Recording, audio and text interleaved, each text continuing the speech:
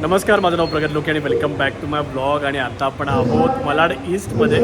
आणि malaad ईस्टमध्ये बघा, इथे मागे एक प्रोग्राम चालू आहे. तो प्रोग्राम चालू आहे तो म्हणजे माझा सक्का मामा जगदीशचंद्र पाठक, तर यांचा आज रिटायरमेंट आहे. आणि बघा, तुम्हाला जसं म्हटलेलं की माझ्या फॅमिलीमध्ये आईवडिलांच्या जनरेशनमध्ये 90% लोक टीचिंग प्रोफेशनमध्ये आहेत. तर आज मामाचा रिटायरमेंट प्रोग्राम आणि आपण आता आहोत ते malaad ईस्टमध्ये, Anandwadi area, Kurar village, Jijamata school. तर या बघूया मामाचा रिटायरमेंट प्रोग्राम. आणि त्याचबरोबर माझे मित्र पण आहेत इकडे, स्वप्नील नलावडे आणि प्रकाश घोगळे. हे पण malaadमध्येच राहतात, कुरार विलेजमध्येच, पण हे वेगळ्या शाळेत होते, उत्कर्ष ना, उत्कर्ष शाळेमध्ये. आणि बघा, प्रोग्राम चालू झाला आहे. आपण कार्यक्रमाला प्रारंभ करत आहोत. आजच्या या सेवापूर्ती कार्यक्रमासाठी आपल्या कुरारगाव शिक्षण प्रसारक मंडळाच्या माननीय कोषाध्यक्षा रीनाताई सुर्वे मॅडम उपस्थित झालेल्या आहेत. त्याचबरोबर पूर्व प्राथमिक विभागाच्या मुख्याध्यापिका माननीय आमरे मॅडम, प्राथमिक विभागाच्या मुख्याध्यापिका माननीय नलवडे मॅडम, माध्यमिक विभागाच्या प्रभारी मुख्याध्यापिका माननीय नारकर मॅडम, प्राथमिक विभागाच्या ज्येष्ठ शिक्षिका वेदक मॅडम या ठिकाणी उपस्थित आहेत. याशिवाय मी विनंती करते की आजचे उत्सव मूर्ती श्री फाटक सर यांच्या भगिनी या ठिकाणी आलेल्या आहेत. त्यांनी आणि त्यांचे पती यांनी माननीय श्रीमती रश्मी लोके आणि माननीय श्री रवींद्र लोके सर यांनी देखील व्यासपीठावर यायचं आहे. रवींद्र लोके सर हे फाटक सरांच्या बहिणींचे यजमान आहेत आणि ते देखील महापौर पुरस्कार विजेते निवृत्त शिक्षक आहेत. तर त्यांनी देखील व्यासपीठावर यावं अशी मी त्यांना विनंती करते. तसेच माध्यमिक विभागाचे ज्येष्ठ शिक्षक माननीय श्री लांडगे सर आणि ज्येष्ठ शिक्षिका निकम मॅडम यांनी देखील व्यासपीठावर यावं. आई बाबा पण चालल्यात आणि आपली सगळी शिक्षक मंडळी. सो जिजामाता स्कूल किंवा malaadमधले वेगवेगळ्या शाळा, जिजामाता शाळेच्या या माध्यमिक विभागाचा पाया घातला गेला होता. त्या पायातील पहिली वीट आमच्या निकम मॅडम आहेत आणि त्यांच्या नेतृत्वाखाली काम करायला सुरुवात करणारे आम्ही या नंतरच्या विटा, म्हणजे मी, फाटक मॅडम, फाटक सर, जाधव सर त्यावेळेला होते आमच्यासोबत. तर अशा या सर्व विटांनी हळूहळू ही आपली इमारत एवढी मोठी रचली गेलेली आहे. आणि त्यामुळेच या सर्व मान्यवरांनी या ठिकाणी आमंत्रित केलेलं आहे. आजच्या या फाटक मॅडम आणि आमचे मुख्याध्यापक संस्थेच्या कोषाध्यक्षा रीनाताई सुर्वे या सर्वांना मी विनंती करते की त्यांनी सरस्वतीचे पूजन आणि दीपप्रज्वलन करावे. कमाईतल्या देखील वाटी तयार केले. एक वाट पेटतच असते सतत, त्याच्या व्यतिरिक्त इतर वाटी आहेत. संस्थेच्या कोषाध्यक्षा माननीय श्री फाटक सर, फाटक मॅडम यांना नम्र विनंती. या कुंतेंदु तुषारहार धवला, या शुभ्र वस्त्रान्विता, या वीणांवर दंडमंडित करा, या श्वेत पद्मासना. अशा रीतीने अतिशय सुंदर असं रूप असलेल्या, गुणीजनांची देवता असलेल्या, सर्व विद्येची वरददाती असलेल्या सरस्वती मातेचं पूजन माननीय श्री फाटक सर आणि फाटक मॅडम यांच्याकडून होत आहे. सो शाळेमध्ये आल्यासारखं वाटायला लागलं ना. जिजामाता विद्या मंदिर हे खरोखरच विद्येचं मंदिर आहे आणि त्या विद्येच्या मंदिरामध्ये विद्यादानाचा अखंड यज्ञ सुरू असतो. पूर्व प्राथमिक, प्राथमिक, माध्यमिक अशी वाढ होत होत अगदी इंग्रजी विभाग देखील शाळेचा सुरू झालेला आहे. आणि या सर्व वाटचालीचे साक्षीदार असलेले सर्व शिक्षक, आपलं सर्वांचं एक कुटुंब आणि त्या कुटुंबातला आजचा हा एक अतिशय हृद्य असा सोहळा आहे. आजच्या या सोहळ्याला आमचे सर्व माजी सहकारी देखील उपस्थित आहेत. माननीय श्री बिडिये जे आमचे लिपिक होते आणि आम्हाला प्रारंभीचे धडे देण्यामध्ये ती देखील एक महत्त्वाची वीट होती. अगदी प्राथमिक आणि माध्यमिक दोघांच्या सहकार्याने पुढील वाटचाल आपण केलेली आहे. तसेच प्राथमिक विभागाचे ज्येष्ठ शिक्षक माजी मुख्याध्यापक श्री जडे सर या ठिकाणी उपस्थित आहेत. आमचे गावकर सर, फाटक सर आणि गावकर सर ही जोडीच नेहमी कार्यरत होती. प्रत्येक कार्यक्रमात, उपक्रमात हे दोघेही नेहमी एकत्र असत. गावकर सर 2 वर्षापूर्वी निवृत्त झाले आणि मग पुढची धुरा फाटक सरांनी सांभाळली. त्यांच्याच सोबत कार्यरत असणारे आपले राठोड सर आणि आमच्या सर्वांच्याच मार्गदर्शक शिक्षिका त्या म्हणजे आमच्या सुप्रसिद्ध सूर्यवंशी मॅडम. त्यांना आम्ही सूर्यवंशी म्हणूनच ओळखतो, जाधव नाव लक्षात येतच नाही आमच्या. आणि आमच्या सर्वांच्या प्रेमळ मावशी, मोरे मावशी, ज्यांनी आम्हाला फार प्रेमाने जेवून खाऊन घातलंय. सगळ्या कामाच्या रंगाड्यात आमच्या या वेळा सुद्धा सांभाळल्या. आणि बघा आता शाळेतली मुलं आहेत ना प्रार्थना गीत सादर करतात.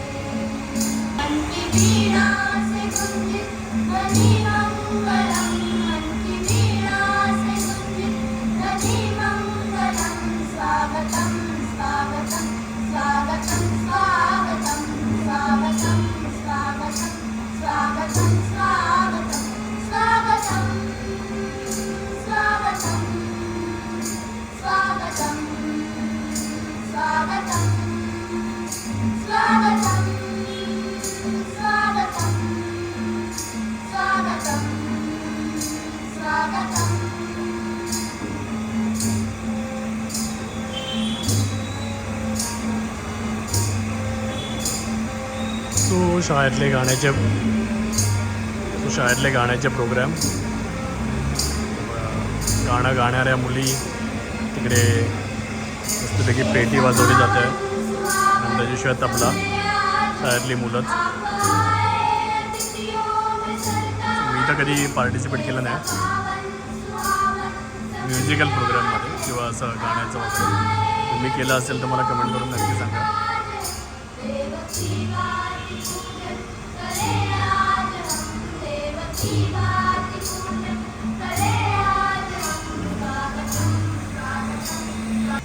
या मंगलमय वातावरणात आजचा सोहळा प्रारंभ होतोय. सर्वप्रथम आजचे उत्सवमूर्ती माननीय श्री जगदीशचंद्र फाटक सर यांचा परिचय थोडक्यात करून देते. जगदीशचंद्र गिरीधर फाटक यांचा जन्म 2 नोव्हेंबर 1966 साली झालेले आहे. त्यांचं 1ली ते 7वीचं शिक्षण महानगरपालिकेच्या शाळेत झालं आहे आणि 8वीपासून B.Ed पर्यंतचं शिक्षण त्यांनी शिरोडकर हायस्कूल परळ या ठिकाणी घेतलेलं आहे. BA त्यांनी पुणे विद्यापीठातून केलेलं आहे आणि नंतर जिजामाता विद्यामंदिरमध्ये 24 जून 1991 या वर्षी त्यांची नेमणूक झाली आहे.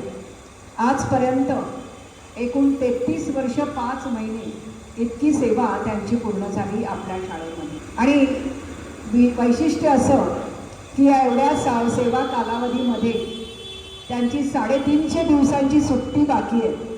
त्यांनी पूर्ण सुट्ट्याही घेतलेल्या नाही. सतत कार्यरत असणारे आणि नेहमी हजर असणारे असे श्री फाटक सर आहेत. आपल्या शाळेसाठी त्यांचं योगदान हे खरोखरच उल्लेखनीय आहे. अगदी औपचारिकतेत न जाता मी थोडंसं सांगेन की 1990ला मी या ठिकाणी शाळेत लागले होते आणि 91ला फाटक सर आले. आमच्या टीममध्ये आणखीन दोघांची भरती झाली. आम्ही 4 जणी होतो मी राऊत मॅडम ज्यानंतर शाळेत नाही राहिल्या, त्या निघून गेल्या दुसऱ्या शाळेमध्ये, फाटक मॅडम, निकम मॅडम आणि त्याच्यामध्ये फाटक सर आणि जाधव सर यांची नेमणूक झाली आणि आमची टीम थोडी मोठी झाली आणि मग आमचे प्रकल्प उपक्रम हे थोडे अजून चांगल्या पद्धतीने व्हायला लागले. फाटक सर तेव्हापासून शाळेच्या सर्व उपक्रमांमध्ये अग्रेसर होतेच. त्यांचं वैशिष्ट्य म्हणजे पिकनिक अरेंज करणं. आमच्या बहुतेक सगळ्या सहलीच, बहुतेक म्हणण्यापेक्षा सगळ्याच सहली ठरवण्यामध्ये अगदी त्यांच्या बसेसपासून सगळ्याची अरेंजमेंट करणं, प्रत्यक्ष त्या सहलीच्या ठिकाणी जाऊन सगळ्या गोष्टी पाहून येणं, यामध्ये फाटक सर अगदी कालपर्यंत नव्हे, मला असं वाटतं पुढे सुद्धा आम्हाला त्यांना बोलवावं लागेल, इतके ते अग्रेसर राहिलेले आहेत. मुलांना जास्तीत जास्त महत्त्वाची ठिकाणं कशी दाखवता येतील, कमीत कमी दरामध्ये त्यांना कसं नेता येईल आणि त्याच्यासाठी अगदी आम्हाला शिक्षकांना खूप चालायला लागलं तरी हरकत नाही, पण मुलांना सगळ्या स्थळांचं दर्शन झालं पाहिजे आणि ती पिकनिक अत्यंत माफक दरात झाली पाहिजे, यावर त्यांचा कटाक्ष असायचा. तर या सगळ्याची आम्हाला इतकी सवय झाली आहे की पिकनिक म्हटल्यानंतर फाटक सर बघून घेतील. आणि दुसरा त्यांचा महत्त्वाचा सहभाग असायचा तो म्हणजे विज्ञान प्रकल्पांमध्ये. फाटक सर आणि गावकर सर या जोडीने कितीतरी विज्ञान प्रकल्प यशस्वी केले आहेत शाळेचे. P-Ward स्तरीय अगदी जिल्हास्तरीयपर्यंत त्यांना पारितोषिकं मिळालेली आहेत. फाटक सरांच्या कल्पनेतून उतरलेला एक विज्ञान प्रकल्प हा रेल्वेच्या सूचनेसंदर्भातला होता. अंधांना सहजपणे आपला डबा ओळखता यावा या दृष्टीने त्यांनी एक प्रकल्प मांडला होता, ज्याला पारितोषिक मिळालं होतं आणि जिल्हास्तरीय विज्ञान प्रदर्शन त्यावर्षी उत्कर्ष शाळेत घेतलं गेलं होतं. आणि त्या ठिकाणी रामनाईक रेल्वे मंत्री होते आणि ते आले होते आणि त्यांच्यासमोर हा प्रकल्प खास करून ठेवला गेला. त्यांनी त्या प्रकल्पाचं कौतुकही केलं. तो प्रकल्प पूर्णतः नाही स्वीकारला तरी आज रेल्वे प्लॅटफॉर्मवर अंध अपंगाच्या डब्याजवळ आपल्याला एक बीप ऐकू येत असते, ही त्याच प्रकल्पातून आलेली आहे. त्यानंतर सुरुवात झालेली ही बीप आहे. त्यांनी सुचवलेली जी कल्पना आहे ती पूर्णतः नाही घेतली तरी अंशतः घेऊन आज अंध अपंगांची सोय झालेली आहे आणि अत्यंत महत्त्वाचं कार्य फाटक सरांच्या संकल्पनेतून साकारलेलं आहे. प्रौढ शिक्षणाचाही आमचा एक असाच प्रकल्प होता जो मुंबई स्तरापर्यंत प्रथम क्रमांकाने निवडला गेला होता. त्यामधील संकल्पना देखील फाटक सरांची होती. आम्ही छोटी छोटी प्रदर्शनं भरवायचो. कारगिलच्या घटनेनंतर शहीदांच्या जीवनावर आधारित एक प्रकल्प आणि प्रदर्शन आम्ही आयोजित केलं होतं शाळेमध्ये आणि त्याची संकल्पना सुद्धा फाटक सरांची होती. अशा एक ना अनेक गोष्टी आज सांगता येतील. तर अशा विविध प्रकल्पांमध्ये, उपक्रमांमध्ये ज्यांचा अगदी खंदा हात असायचा आणि एकदा एक कल्पना डोक्यात घेतली की ते त्यातून मागे हटत नसत. मग मला वाटतं घरी दारी सगळीकडे त्यांना तीच संकल्पना दिसत असेल. आपल्या शाळेचं एकुलते एक वार्षिक आपण शाळेच्या 25व्या वर्षी प्रकाशित केलं होतं. ज्यावेळेला आपल्या संस्थेची सर्व जुनी टीम होती, त्या वार्षिक तयार करण्याच्या समितीमध्ये मी आणि फाटक सर होतो. त्यावेळेला प्रत्येक आलेला विद्यार्थ्यांचा लेख, शिक्षकांचे लेख आम्ही तपासून पाहत होतो आणि त्या संपूर्ण वार्षिकाची रचना आमच्याकडून झाली होती. त्यावेळेला देखील फाटक सरांचा हा कार्यरत राहण्याचा, जिद्दी आणि सतत एक कल्पना डोक्यात घेतली की ती तडीच नेईपर्यंत शांत न बसण्याचा स्वभाव मी अनुभवला आहे. एक अतिशय उल्लेखनीय अशी घटना फाटक सरांच्या बाबतीत घडलेली आहे, ज्याचं फार कमी लोकांना माहिती आहे. 1919मध्ये निवडणूक कार्यासाठी शिक्षक निवडले गेले होते, स्पेशल स्क्वॉडमध्ये सुद्धा चेकिंगसाठी वगैरे. तर त्या टीममध्ये फाटक सर होते, SST स्क्वॉड. त्यामध्ये त्यांच्या ग्रुपमध्ये त्यांचं पद होतं विशेष दंडाधिकारी आणि त्यामध्ये त्यांनी जो असा अनधिकृत पैसा वाहतूक केली जाते ती 10 लाखाची रोख रक्कम तोनाली कॉलेज अंधेरीजवळ पकडली होती आणि ती अतिशय उल्लेखनीय घटना होती. फार मोठं प्रकरण होतं आणि सर्व वरिष्ठ अधिकाऱ्यांपर्यंत, अगदी जिल्हाधिकाऱ्यांपर्यंत त्या सगळ्या प्रकरणाची नोंद घेतली गेली. फाटक सरांना खास शाबासकी दिली गेली. त्यांच्या त्या पूर्ण टीममध्ये त्यांच्यामुळे आपल्या शाळेचं देखील कौतुक झालेलं होतं. एका शिक्षकाने ही एखाद्या पोलिसाप्रमाणे कर्तव्य दक्षता पार पाडली होती. हे अतिशय कौतुकास्पद आहे. मी पाठक सरांना विनंती करेन की शेवटी तुमचं मनोगत व्यक्त करताना आम्हाला त्या प्रसंगाबद्दल जरूर सांगा. शिक्षक किती प्रामाणिकपणे सर्वच्या सर्व जबाबदाऱ्या पार पाडू शकतो याचं मूर्तिमंत उदाहरण म्हणजे माननीय पाठक सर आहेत. या पाठक सरांचा आज सेवापूर्ती सोहळा आपण प्रारंभ करत आहोत. मी माझं मनोगत आणि प्रास्ताविक या ठिकाणी थांबवते. पुढील मनोगतांची तयारी आपण करूया. प्रथम विद्यार्थ्यांना आमंत्रित करते. आपल्या शाळेतील इयत्ता 9वी अ ची विद्यार्थिनी श्रद्धा वायचळ हिने मनोगत व्यक्त करण्यासाठी यायचे. श्रद्धा वायचळ. आजच्या कार्यक्रमाचे उत्सवमूर्ती माननीय पाठक सर, कार्यक्रमाचे प्रमुख पाहुणे गुरुजन वर्ग आणि उत्तम शिक्षक लाभलेले विद्यार्थी सोबतच आज सरांना निरोप देण्यासाठी जमलेल्या सर्वांनाच माझा सादर प्रणाम. साने गुरुजी, महात्मा फुले, डॉक्टर APJ अब्दुल कलाम अशा अनेक ज्ञात अज्ञात शिल्पकारांना, शिक्षकांना प्रणाम करून मी माझ्या मनोगताला सुरुवात करते. आज पाठक सर निवृत्त होत आहेत, तर माझ्या मनात एक विचार आला की आज त्यांना गुरुदक्षिणा द्यावी. पण पहिला विचार आला की त्यांना पैशाचे पाकिट देऊया. पण ज्यांनी आयुष्यभर नेहमीच लक्ष्मीपेक्षा सरस्वतीच्या आराधनेला प्राथमिकता दिली त्यांना पैशाचे पाकिट कसे द्यायचे. दुसरा विचार आला की एखादी भेटवस्तू देऊया. पण ज्यांनी आपल्या संस्काराने विद्यार्थ्याचे जीवन एक सुंदर वस्तू बनवले त्यांना भेटवस्तू कशी व कोणती द्यावी. मग एक विचार आला की त्यांना शब्दाचे भांडार देऊया. ज्यांनी आपल्याला लिहायला, बोलायला, वाचायला शिकवले त्यांच्यासाठी थोडी शब्दांची उधळण करूया. शब्दांनाही कोडं पडावं एवढी थोर माणसं असतात आणि केवढं नशीब असतं जेव्हा ती आपल्या वाटेला येतात व ती आपली असतात. निवृत्त सोहळा म्हणजेच शाबासकीची थाप देत ज्ञानवंत करणारे, इतरांना मार्गदर्शन करून प्रोत्साहन देणारा सरांच्या हा प्रामाणिक कार्याचा गौरव आहे. शिक्षक व विद्यार्थी यांचे नाते फार अटूट असते. सर कधी बापासारखे कठोर तर कधी आईसारखी माया लावायचे. विद्यार्थी कधी चुकला तर नेहमीच शिक्षकांना व शाळेला जबाबदार ठरवले जायचे. त्यामुळे सरांनी जे आमच्यावर संस्कार केलेत व इतर शिक्षकांनीही जे आमच्यावर संस्कार केलेत ते फार महत्त्वपूर्ण ठरतात. सरांशी मी जेव्हा केव्हाही बोलायचे तेव्हा माझ्या मनात फार पॉझिटिव्हिटी यायची. सरांबद्दल आम्हाला नेहमीच प्रेम व आदरयुक्त भीती अशा दुहेरी भावना होत्या. सरांना मी नेहमीच विद्यार्थ्यांबद्दल तळमळ करताना पाहिलं आहे. कमीत कमी किमतीमध्ये सहलीला कसे न्यायचे हे नियोजन नेहमी सर करायचे. सर आज विज्ञानाचे सर नसूनही ते नेहमीच विज्ञान प्रदर्शनाच्या वेळी मॉडेल एक तास उभारून, मी स्वतः बघितले, एक तास उभारून ते मॉडेल तयार करायचे. क्रीडा महोत्सवाच्या वेळी नेहमीच ते आम्हाला मार्गदर्शन करून प्रोत्साहन द्यायचे. सरांनी आमच्यासाठी खूप काही केलं ज्याची उतराई आम्ही करू नाही शकत. सर जर कधी कळत नकळत आमच्याकडून चूक झाली असेल तर त्यासाठी आम्ही क्षमस्व आहोत. आता मी जास्त भावनिक होणार नाही कारण निवृत्त म्हणजे सरांच्या आयुष्याची एक नवीन सुरुवात आहे. त्यासाठी सरांना खूप खूप शुभेच्छा. सरांची प्रेरणाकार्य आम्हाला नेहमीच नवीन बळ देत राहील. आपल्यापासून दूर जाताना माझ्याजवळ देण्यासारखं शब्दांशिवाय तरी काय आहे. आपल्यापासून दूर जाताना माझ्याजवळ देण्यासारखं शब्दांशिवाय तरी काय आहे. आठवणीचे हे शब्द जणू दुधावरची साय आहे, दुधावरची साय आहे. धन्यवाद. खूपच छान श्रद्धा. श्रद्धाने अतिशय मोजक्या शब्दामध्ये आपली भावना मांडली आहे. काही व्यक्ती ह्या सुगंधी अत्तराच्या कुपीसारख्या असतात. त्या तुमच्याजवळ असोत किंवा नसोत त्यांच्या आठवणींचा सुगंध नेहमी आपल्या आयुष्यात दरवळत राहतो. अशा व्यक्तिमत्वांपैकीच आपले पाठक सर आहेत.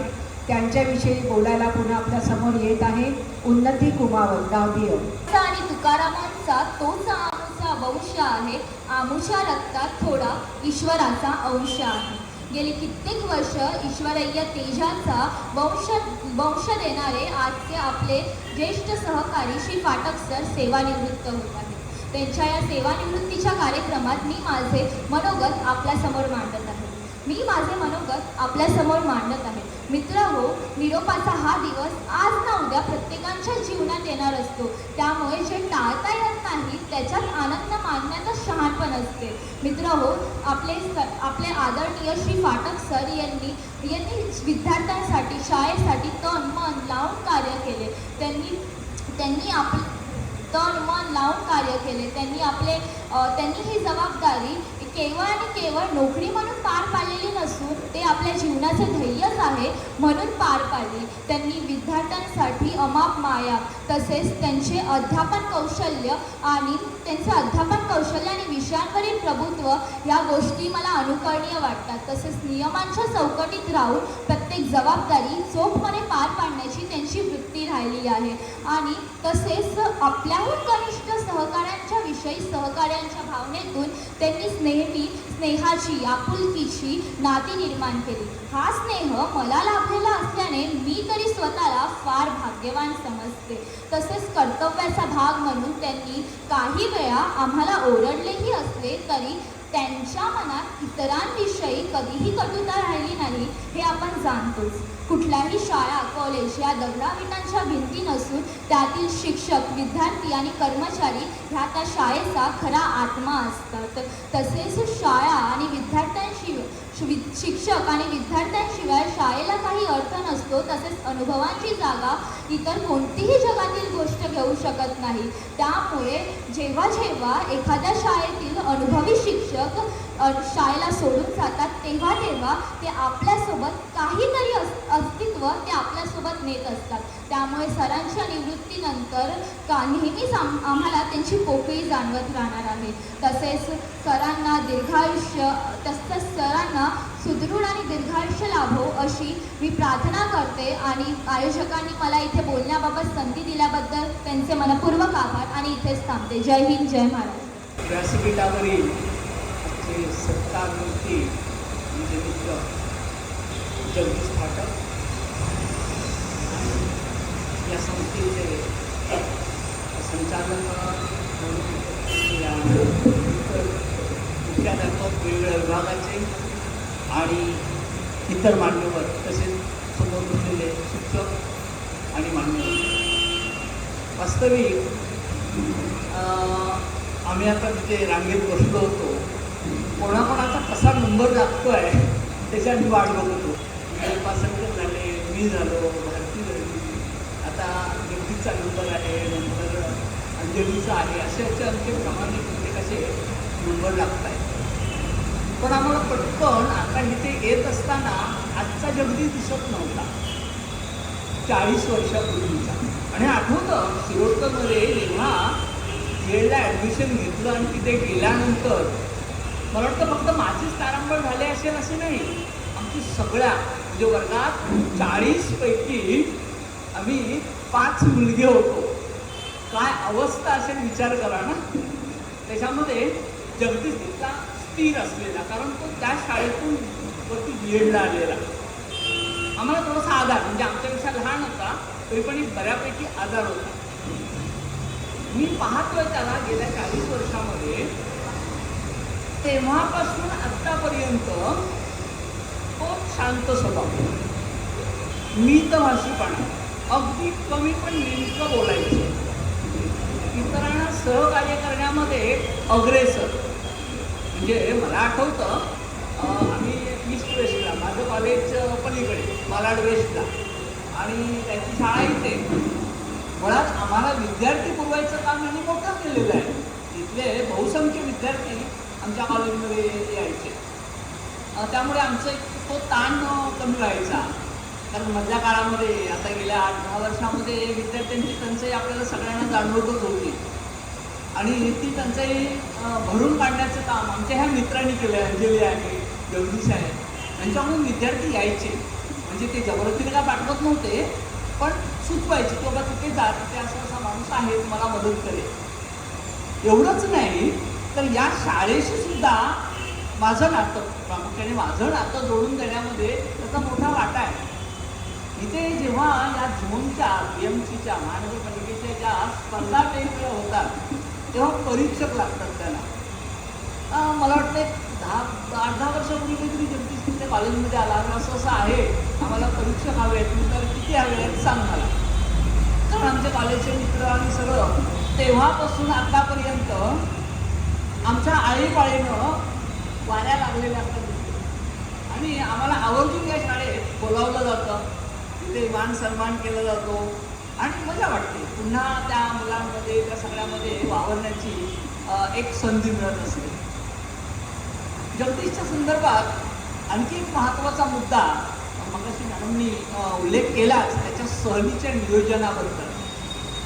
खरंच अतिशय सूक्ष्म नियोजन. म्हणजे त्यांच्या सहलीचे होत असताना आम्ही चर्चा करायचो, कारण आमचं नेहमी भेटणं असायचं. आणि त्याच्या नियोजनावर मी सुद्धा माझी एक सहल काढली होती. माझं गाव महाबळेश्वरच, पण महाबळेश्वरमध्ये मुलांना घेऊन जाताना मला जगदीशने मदत केली होती. तिथे राहण्याची सगळी याची सोय कशी करता येईल, म्हणजे एवढं छानपैकी नियोजन करण्याची पद्धत. मी अनेक त्यांच्या उपक्रमामध्ये सहभागी झालेलो आहे. मला वाटतं मगाशी मॅडमनी तो याचा उल्लेख केला होता, विज्ञान प्रोजेक्टचा, रेल्वेच्या संदर्भातला. त्याचे आम्ही साक्षीदार आहोत. अप्रतिम. बरं तो इथेच नाही, ते कुटुंबवत्सल मनुष्य. आम्ही BEdला असताना घरी जायचो आईच्या हातचे लाडू खायला. मी ताईला पाहिल्यानंतर मला पटकन आठवण झाली आईची, कारण ते भोईवाड्यामध्ये राहायला आणि शिरोडकरमधून आम्ही मध्येच जाऊन यायचो आणि गेल्यानंतर लाडू खायला मिळायचं. घरातल्या माणसांचं आणि आमचं अगदी कौटुंबिक जीवन एकत्र असं झालेलं होतं. आज एवढ्या वर्षानंतर सुद्धा जगदीशकडे पाहत असताना जी गोष्ट जाणवते ती कुटुंबाला बांधून ठेवण्यासाठी तो ज्या पद्धतीने धडपडतो, काही ठिकाणी स्वतःचा असा त्याग करून उभं राहणं, हे त्याचं फार वैशिष्ट्य आहे. आता आमचा मित्र असल्यामुळे मी एकेरीत बोलतोय, आज वास्तविक ते सन्माननीय सत्कार मूर्ती आहे, पण त्याच्यामध्ये त्यांचं कौशल्य जाणवलं. दुसरी एक घरात म्हणजे त्यांच्या घरी खास जर जायचं असेल ना तर रविवार किंवा बुधवार घडून जायचं. हां, म्हणजे मध्ये गेला तरी तुम्हाला मासे मिळणारच, त्यात काही शंकाच नाही आहे. पण ते 2 दिवस म्हणजे छानपैकी त्यांनी बाजार केलेला असतो. त्यांच्या घरी जाणं येणं असतं.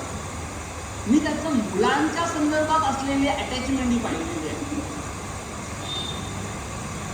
भाबा रिसर्चच्या अनुषंगानं 7वी आणि 8वीला ज्या परीक्षा आणि ते संशोधक प्रोजेक्ट तयार केले जातात, मुलांना घेऊन तो ज्या पद्धतीनं तो विचार करत होता, ज्या पद्धतीनं मुलं त्याला सहकार्य करत होती, ती स्कॉलरशिप असो किंवा या कॉम्पिटिटिव्हच्या परीक्षा असो, अगदी मुलांबरोबर मुलांसारखं होऊन त्यांनी काम केलेलं आहे. त्यामुळे मुलगी व्यवस्थित मार्गी लागत गेलेली आहे. मुलगा आता त्याच पद्धतीनं झपाटून अभ्यास करतो आहे आणि तो चांगलं यश मिळवेल याच्याबद्दल मला खात्री आहे.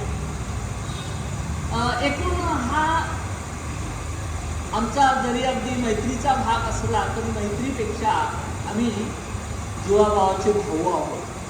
अगदी कधीही मला काही मदत लागली त्या हाकेला उभा राहणारा जगदीश असतोच. त्याच्या आज निवृत्तीचा समारोह आहे. त्याला माझ्यातर्फे, आमच्या सर्व BEdच्या ग्रुपतर्फे मी हार्दिक शुभेच्छा देतो. आणि यानंतर त्यांना आमच्या ग्रुपमध्ये सहभागी व्हावं. मस्तपैकी राहिलेली भटकंती आहे ती करायची आहे, ती सगळी करू आणि त्याचा जो काय हेतू पण आहे त्याचाही आम्हाला काहीतरी उपयोग होईलच आणि तो आम्ही करून घेणार. पुन्हा एकदा त्यांना शुभेच्छा देतो आणि मी थांबतो. धन्यवाद.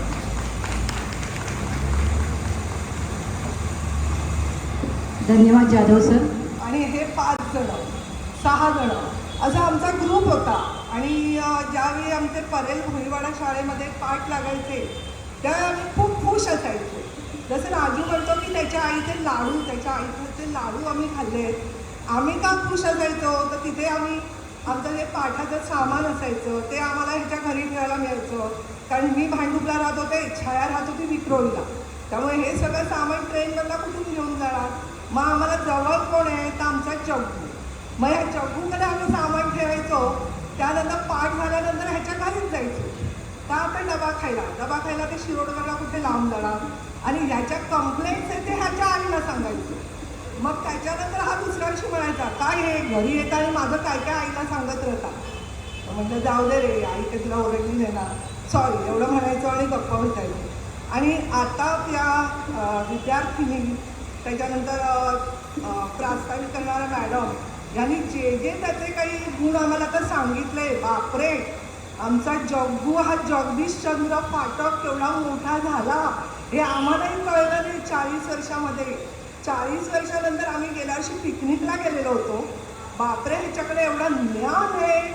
मी शाळेमध्ये BSc गेले, मुख्याध्यापक म्हणून रिटायर झाले, पण ह्याच्या एवढी माहिती मला सुद्धा नाही आहे. तर आज ह्या जगदीशला आमच्या पुढील सेवानिवृत्तीच्या खूप खूप शुभेच्छा. आणि याच्यानंतरचं माझं, मी आत्ताच रिटायर झाले आहे त्याच्या 2 महिन्याआधी. तर सेवानिवृत्तीनंतर काय करायचा हा प्रश्न पडतो.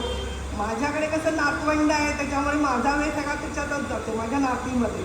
मग आता जगदीशने आपल्याला कुठेतरी संपूर्ण गुंतवावा किंवा पुन्हा एकदा आपल्या शाळेमध्ये येऊन आपण त्या मुलांमध्ये असतो, कारण मुलं जी आहेत त्या मुलांमध्ये आपल्याला राहायची एक सवय झालेली असते आणि घरी राहिल्यानंतर ते आपण खूप म्हणजे आपल्याला मिस होतं की बाबा माझी मुलं नाही आहेत आणि आपल्याला एक शिकवायची एक सवय असते आणि एवढे दिवस आपली मुलं सगळं ऐकत असतात.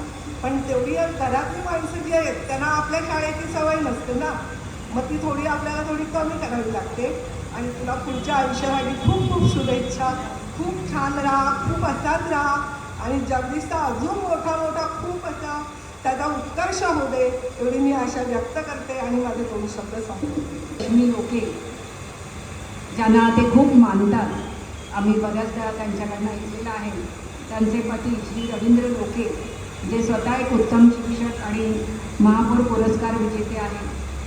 त्यांचा भाचा आलेला आहे श्री प्रगत लोके जे यूट्यूब चॅनल चालवतात आणि त्यांची पत्नी सौ प्रेरणा लोके हे देखील उपस्थित आहेत. त्यांच्या पत्नी श्रीमती जागृती फाटक यांच्याशी आपण सर्वजण परिचित आहोत. त्याचबरोबर त्यांची दोन्ही मुलं, जनिता जी आता सॉफ्टवेअर इंजिनियर आहे आणि ती एक्सचेंजर कंपनीत नुकतीच कार्यरत देखील झालेली आहे. मुलगा 12वी सायन्सला आहे. अशा रीतीने शाळेचा डोलारा सांभाळता आपली कौटुंबिक प्रगती देखील फाटक सरांनी साध्य केलेली आहे. आणि मी आता त्यांच्या परिवारापैकी कोणाला तरी आमंत्रित करते की कोणी एका व्यक्तीने त्यांच्याविषयी आपलं मनोगत व्यक्त करावं. लोके सर येत आहेत, मी त्यांचं स्वागत करते.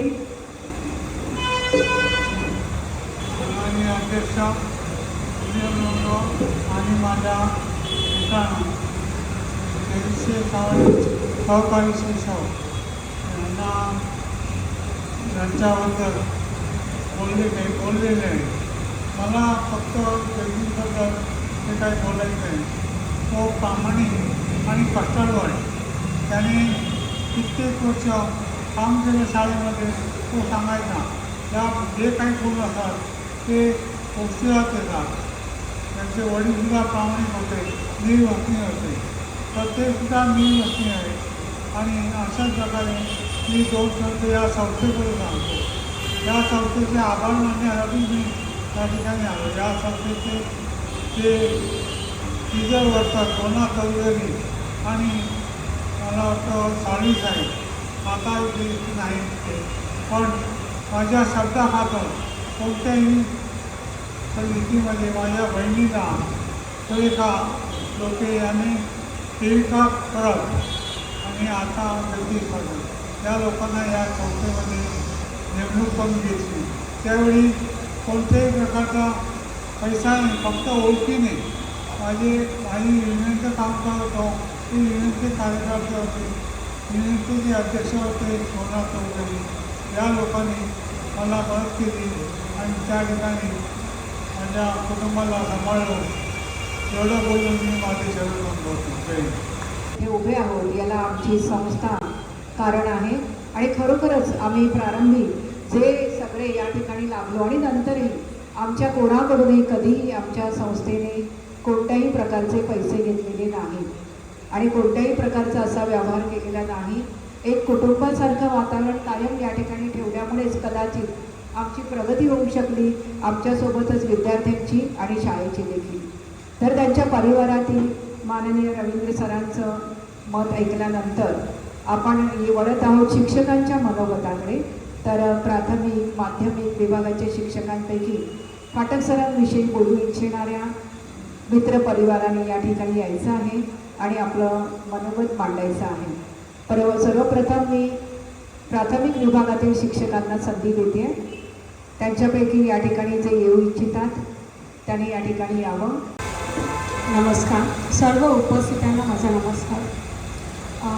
डॉक्टर आंबेडकर यांचं मी एक वाक्य वाचलं होतं की शाळा हे सभ्य नागरिक घडवण्याचे पवित्र क्षेत्र आहे. म्हणजे ते वाक्य समजून घ्यायला मला बराच वेळ लागला होता, पण अत्यंत योग्य आणि नेमक्या शब्दात त्यांनी शाळा आणि शाळेला घडवणारे, शाळेच्या विद्यार्थ्यांना घडवणारे शिक्षक यांच्याबद्दल खूप मोठी भावना व्यक्त केली होती. आणि हे सगळे शिक्षक आपण त्यामध्ये खारीचा वाटा उचलतो आणि त्यामुळे शिक्षक मग कोणताही असू दे, आपले तर आहेच, एक अत्यंत आदराची भावना आपोआप मनात निर्माण होते. आणि पाठक सरांना पण मी 1993मध्ये रुजू झाले शाळेत. पाठक सरांना तेव्हापासून बघते मी. अतिशय मृदू स्वभावात आणि हळूवार बोलणारे असेच ते मला नेहमी दिसले आहेत प्रत्यक्षाने. तरी पण पाठक सर आणि विज्ञान प्रदर्शन हे समीकरण मात्र मी जवळून बघितलेलं आहे. बाकी त्यांचे जे गुण आहेत ते आज बाकी ऐकायला मिळाले मला. आणि मुळात त्यांचा स्वभाव खूप असा बडबडा नाही, पण कुटुंबातील एक एक जागा रिक्त होते हे सुद्धा कुठेतरी आतमध्ये जाणवते. आज आमचे सहकारी आम्ही एकत्र बोलत होतो की इतकी वर्ष 30-32 वर्ष ह्या शाळेत काढली, विश्वास बसत नाही. असं वाटतं कालच भेटलो आहे, कालच एकत्र बसून डबा खाल्ला आहे. आणि मग असं एक एक बातमी मिळते की आज यावेळी रिटायर होणार आहे, हे सर आपल्यातून निवृत्त होत आहे. तर तो एक नियम आहे, या नियमानुसार आपण सेवानिवृत्त होत आहात. अतिशय प्रामाणिकपणे आणि निष्कलंक सेवा पूर्ण होणे ही फार मोठी कौतुकाची गोष्ट आहे. आणि त्यासाठी सर तुमचे खूप खूप अभिनंदन. आणि ही सेवा देऊन आता जे विद्यार्थ्यांनी भाषण केलं त्यातून आपल्याला जाणवते सरांविषयी भावना. सगळेजण व्यक्त होत नाही, प्रत्येकाला बोलायचं असतं, पण सभाधीटपणा थोडासा कमी असल्यामुळे प्रत्येकजण व्यक्त होत नाही. परंतु उपस्थित प्रत्येकाच्या मनात सरांविषयी तीच भावना असणार आहे याची मला खात्री आहे. त्यामुळे त्यांच्या पुढील आयुष्यास मी खूप खूप शुभेच्छा देते. त्यांना निरामय निरोगी जीवन लाभो. आणि अर्थात ते गप्प बसणारे नाही आहेत, त्यांच्या वेगवेगळ्या कल्पना त्यांनी प्रत्यक्षात आणाव्यात असे मला वाटते. आणि पुन्हा एकदा मी त्यांना शुभेच्छा देऊन माझे 2 शब्द संपवतो. काम करत होत्या आणि त्यांनी आम्हाला एक एक गोष्ट बारीक शिकवली. अगदी कॅटलॉग लिहिण्यापासून, DEDच्या प्रशिक्षणात कॅटलॉग लिहिणं आपल्याला माहीत नसतं, तर ते कॅटलॉग लिहिण्यापासूनचे बारीक गोष्टी ज्यांनी आम्हाला शिकवल्या आहेत. तर अशा निकम मॅडमना मी या ठिकाणी आमंत्रित करते. तोपर्यंत बाकीच्यांनी मनोगताची जुळवाजुळव करून ठेवा. नमस्कार. सन्माननीय व्यासपीठ आणि आज आपण ज्यांच्या सेवापूर्ती सोहळ्यासाठी येथे जमा झालेलो आहोत ते सेवापूर्ती श्री फाटक सर. मनामध्ये विचार केला की अरे मला हे बोलायचं होतं, ते बोलायचं होतं, सगळं बोलून झालं आहे. पण मी फाटक सरांच्या सेवापूर्तीच्या सोहळ्यामध्ये मी 2 मिनटं का होईना काहीतरी बोलावं. किंवा मला मनापासून वाटलं की माझ्या अगोदरच्या काळामध्ये ज्या वेळेला संस्थेने माझ्याकडे प्रभारी मुख्याध्यापकाचा भार सोपवला होता त्या काळामध्ये मलाही जास्त काही अशी माहिती नव्हती, पण जे जे शिक्षक माझ्या सहकार्यामध्ये समवेत आलेले आहेत त्यांनी मला भरपूर सहकार्य केलेलं आहे. आणि त्याच्यामध्ये पहिले फाटक सर होते. फाटक सरांबद्दल मी काय सांगावं. फाटक सरांनी शाळेच्या प्रत्येक, म्हणजे मी आता थोडीशी असं की हे बोलून झालं आहे, ते बोलून झालं आहे, तर मी सांगते की शाळेच्या प्रत्येक विद्यार्थ्याबद्दल मला वाटतं त्यांना माहिती असेल. आणि कोण काय खातं आहे, कोण कुठून कुठे जातो आहे, कोणाचं काय चाललेलं आहे. तर वर्गामध्ये टीचर रूममध्ये बसल्यानंतर आम्हाला कळायचं अरे अरे असं हे झालं आहे, फाटक सरांनी आता पकडलं, हे केलं आहे. नाही तर एवढं सगळं करतायत. एकदा त्यांना म्हटलं की ना फाटक सर तुम्ही शिक्षक झालात, CID BID असे याच्यामध्ये कुठे जर घुसलं असतात ना तर फार मोठं झालं असतं. म्हणजे एवढं त्यांना शिक्षण क्षेत्रामध्ये तर त्यांची कामगिरी आहे, पण प्रत्येक मुलाच्या गुणांकडे लक्ष देऊन त्यांना वाढीस लावणं किंवा कोणती मुलं कोणत्या ह्याच्यामध्ये आहेत ते शोधून काढणं. तसंच क्रीडा महोत्सवाच्या वेळी पण आमच्या शाळेला हे मैदान आहे फक्त, आणि पुढे एक छोटंसं मैदान होतं. त्या मैदानामध्ये मुलांना खेळायला न्यायचो आम्ही. तर 7वीपर्यंत किंवा 7वीची मुलांच्या सगळ्या क्रीडा महोत्सवांची धुरा फाटक सर, आणि हा रोड ओलांडून त्या बाजूला तिकडे जायचं. तर आम्ही मात्र नंतर एकदम सगळ्यात शेवटी जायचं. यांनी सगळे मैदानं आखून ठेवणं, पाणी मारून मुलांना बरोबर नेणं, सगळी कामं व्यवस्थितपणे. आम्ही फक्त जायचं, टेबल कुठे मांडलाय का, बसायचं, चला सुरू करा सर, सांगा कुठे काय. म्हणजे इथपर्यंत सहकार्य, म्हणजे का आपली शाळा आपण आपल्या मुलांसाठी करतोय, ही जी भावना शिक्षकांमध्ये असते ना, ती भावना त्यांच्यामध्ये पहिल्यापासून. आज त्यांच्या मित्रांनी किंवा त्यांच्या आमच्याच मुलांनी त्यांच्याबद्दल सांगितलेले हे जे गुण आहेत हे खरोखरच त्यांच्यामध्ये आहे. भूगोल आणि इतिहास शिकवताना ते मला वाटतं भूगोलात आणि इतिहासामध्ये जास्त रमलेले असतात.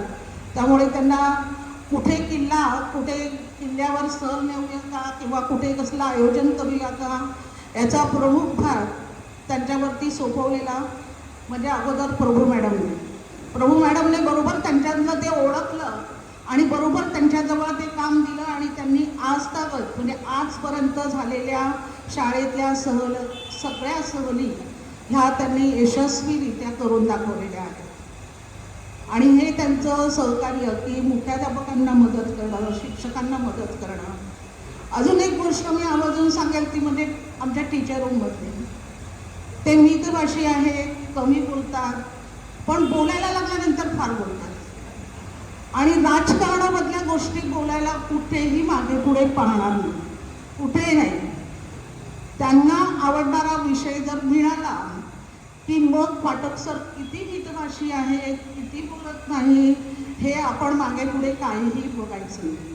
बोलताय आम्ही फक्त बघून हसत असतो आणि मग अरे सर खरोखरच आहे, इतकं तुम्ही बोलतायत, इतकं कधी पेपर वाचतायत, कधी सगळं काय करतायत, त्यांचं चाललेलं असतं.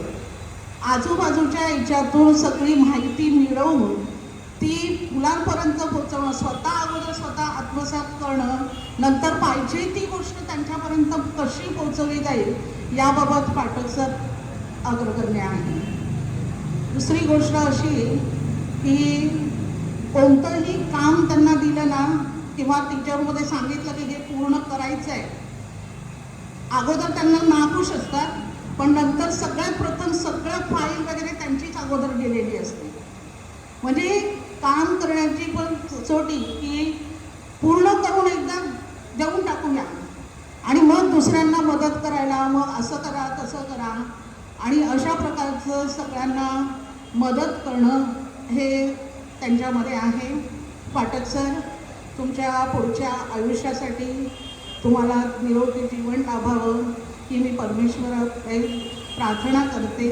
धन्यवाद. सन्माननीय व्यासपीठ आणि आजच्या सत्कारमूर्ती श्री फाटक सर तसेच उपस्थित सर्व शिक्षकवृंद नतमस्तक होतो. आणि मॅडमने माझी ओळख करून देताना शेंडे पण म्हटलेला आहे, मी सर्वांपेक्षा लहान आहे हे मान्य करतो.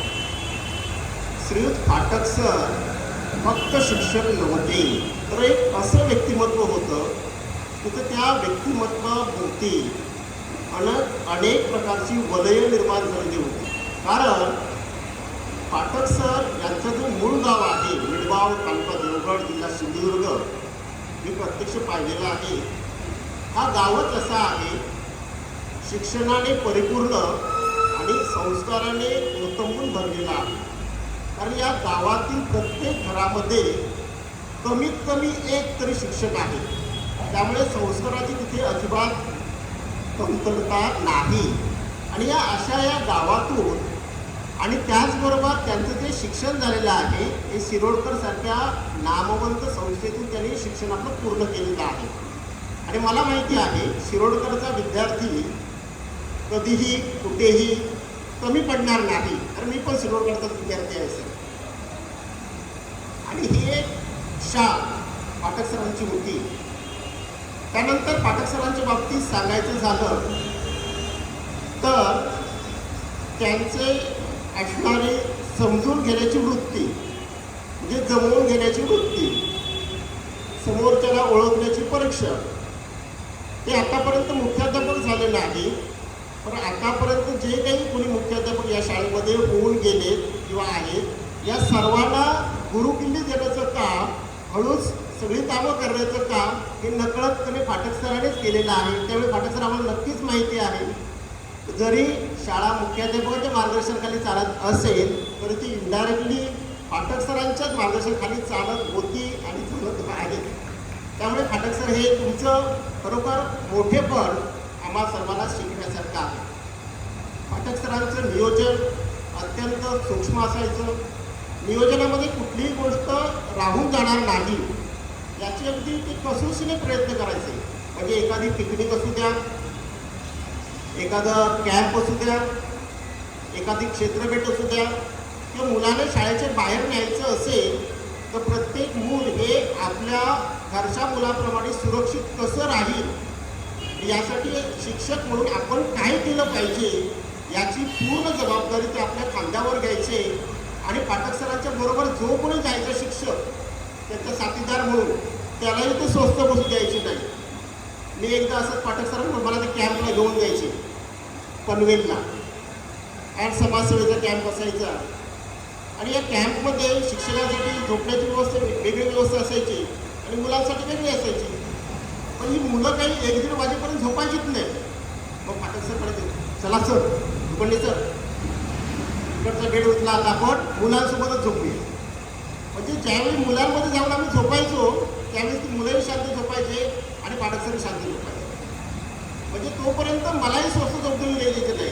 ऐका कोणाचा आवाज येतो बघ, लक्षात ठेव, हा आवाज कोणाचा असेल बरोबर ओळखून ठेव. आपण जर पकडायचं टॉर्च घेऊन अंधारातून जायचे, अचानक बॅटरी मारायचे. म्हणजे जी काही त्यांची इतर स्किल होती, मायक्रो स्किल होती, ती खूप चांगली होती. त्यानंतर नियोजनाबरोबर कामाची गती, जसं आपल्या निकम मॅडमने सांगितलं की कामाची गती, खरं तर ते सर्वात ज्येष्ठ शिक्षक आहेत. माझ्या अगोदर त्यांचं जवळजवळ 15 वर्ष DED पूर्ण झालेलं होतं. आणि ज्यावेळी मी नवीन आलो, कोणताही नवीन व्यक्ती असेल त्याच्या कामाची स्पीड असते. आणि तरीसुद्धा पाठक सरांचं प्रगतीपत्र भरणं असू द्या, कॅटलॉगचं काम असू द्या, सर झालं काय म्हणून आम्हाला विचारायचे. आम्ही काहीतरी करत बसायचो, राहू दे उद्या करूया असं म्हणायचे किंवा नंतर सावकाश करूया म्हणायचे. आणि ज्यावेळी आम्ही कॅटलॉग घेऊन जात असो बाहेर तेव्हा पाठक सरांचं कॅटलॉग पूर्ण झालेलं असायचं आणि आमचं मात्र पूर्णच राहिलेलं असायचं. म्हणजे कामाची गती त्याची खूप होती. अगदी अलीकडच्या जमान्यामध्ये जरी आता लेटेस्ट 10 वर्षामध्ये, मागील 10 वर्षामध्ये खूप बदल झाला शिक्षण पद्धतीमध्ये आणि बरीचशी कामं संगणकाशी रिलेटेड आली कामं, तरी त्याही कामामध्ये पाठक सर हे कायम अग्रणी राहिलेले आहेत. ही विशेष उल्लेखनीय बाब आहे त्यांची. त्यानंतर महत्त्वाचं गुण आहे त्यांची काटकसर. एकदा मी पाठक सरांसोबत मावशींचा आमच्या 50वा वाढदिवस साजरा करायचा होता. पाठक सर आणि प्रभू मॅडमने आमच्या खांद्यावरती धुरा दिली होती की एवढे एवढे पैसे घ्या सर, केक घेऊन या. आम्ही मालाड शोधलं, ईस्ट शोधलं, गोरेगाव पूर्ण पालतं केलं. काही त्या पैशामध्ये आम्हाला तेवढा चांगला केक मिळाला नाही, कारण ब्रँडेड पण पाहिजे होता. शेवटी मालाड वेस्टला आलो. तोपर्यंत पाठक सर मला ट्रेन पकडून देत नव्हते, सर घेऊया कारण उद्याचा कार्यक्रम चांगला झाला पाहिजे. म्हणजे किती एखादी जबाबदारी दिली तर एखादा शिक्षक ती आज ना उद्या करेल असं म्हणून पार पडेल असं म्हणून निघून जाईल. पण नाही, कुठलंही काम केलं ते पूर्ण झाल्याशिवाय पाठक सर आपल्या घराजवळ परत मुलांविषयी असणारं त्यांची सततची धडपड. अलीकडे तर मला एक नेहमी वाक्य म्हणायचे पाठक सर, व शिकूया मुलांना, नाही मुलांना मला घडवायचं आहे. मी म्हटलं खरोखर पाठक सरांना नवीन शैक्षणिक धोरणसुद्धा खूप समजलेलं आहे. कारण शिक्षक स्वतःहून सांगतात पहा की मुलांना मला घडवायचं आहे. आणि खरोखरच असे शिक्षक आपल्या शाळेला लाभणे हे शाळेचं एक भाग्य म्हणावं लागेल. कारण त्यांनी मुलांना फक्त शिकवलं नाही, मुलांना फक्त परीक्षा घेतलं नाही, तर मुलाच्या जडणघडणीमध्ये ज्या काही आवश्यक गोष्टी होत्या, ज्या काही आवश्यक क्षमता त्याला प्राप्त करायच्या होत्या, त्या प्राप्त करून देण्यासाठी त्यांनी कशोशीने प्रयत्न केले. आपलं संपूर्ण आयुष्य त्यासाठी त्यांनी पणाला लावलं. आपल्या सहकार्याने सुद्धा त्याला प्रकारे काम करण्यासाठी प्रवृत्त केलं. म्हणजे फाटक सरांकडून यासारख्या देण्यासारख्या बऱ्याचशा गोष्टी आहेत की त्या गोष्टी आम्हाला फाटक सर तुम्ही इथून आता सेवानिवृत्त झाल्यानंतर आम्हाला नेहमीच लक्षात येतील. जसे आज आपण प्रभू मॅडमची आठवण काढतो तशी तुमची आम्हाला नेहमीच आठवण येणारच आहे. आणि सर्वात अतिशय महत्त्वाचं म्हणजे 15 ऑगस्ट आणि 26 जानेवारी झेंडा कोणी बांधायचा, तो उलटा झाला तर किंवा काही फडकला नाही तर रिक्स असायची. झेंडा बांधायला सर्वसाधारण सर्वांना शिकवलं जातं, बीएडला असताना ते सर्वसाधारण एक प्राथमिक शिकवलं जातं. पण रिक्स घ्यायची नाही किंवा फाटक सर अगदी अचूकपणे करतायत. म्हणून आतापर्यंत मला वाटतं 33 वर्ष सर्व्हिस झाली असेल तर 66 वेळा झेंडा बांधण्याचं अविरतपणे काम जर कोणी केलं असेल तर ते आमच्या फाटक सरांनी केलेलं आहे. आणि नेक्स्ट टाईमला सर झेंडा बंधन येईल 1 मेलाच येत होता, त्यावेळी नक्कीच तुमची झेंडा बंधन आपल्याला मदत लागेल. 26 जानेवारीला येईल त्यावेळी नक्कीच आम्हाला तुमची मदत लागेल. कारण तुमच्या हाताखाली आम्ही ट्रेन झालेलो आहोत, तुम्हाला जवळून पाहिलेलं आहे, तुमचं अगदी जवळचं सहकार्य आहे. मी बऱ्याच वेळा फाटक सरांसोबत घरी जाईपर्यंत स्टेशनपर्यंत एकत्र असायचो. शाळेविषयी त्यांचे विचार मी ऐकून घेतलेले आहेत. कधीही त्यांच्या मुखातून शाळेच्या प्रगतीविषयी किंवा शाळेच्या विद्यार्थ्याच्या विकासाविषयी कसं आपल्याला पुढे नेता येईल, शाळेचा विकास कसा करता येईल यासाठी ते बारीक बारीक विचार करत असायचे. आणि हाच विचार खरोखर आपल्या शाळेला उत्तुंग याच्यापर्यंत घेऊन जाणार होता. म्हणून बऱ्याचशा आया फाटक सरांच्या बाबतीत म्हणजे जसं आपल्याला शिक्षक पाहिजे, खरं तर फाटक सर आता या पुढील काळामध्ये तुमची आम्हाला खूप गरज होती. तर तुम्हाला वैयक्तिक होण्याप्रमाणे तुम्ही आता सेवानिवृत्त होत आहात, पण पुढच्या शाळेच्या ज्या कामकाजामध्ये बरोबर तुमची आम्हाला नेहमीच आठवण येत राहील.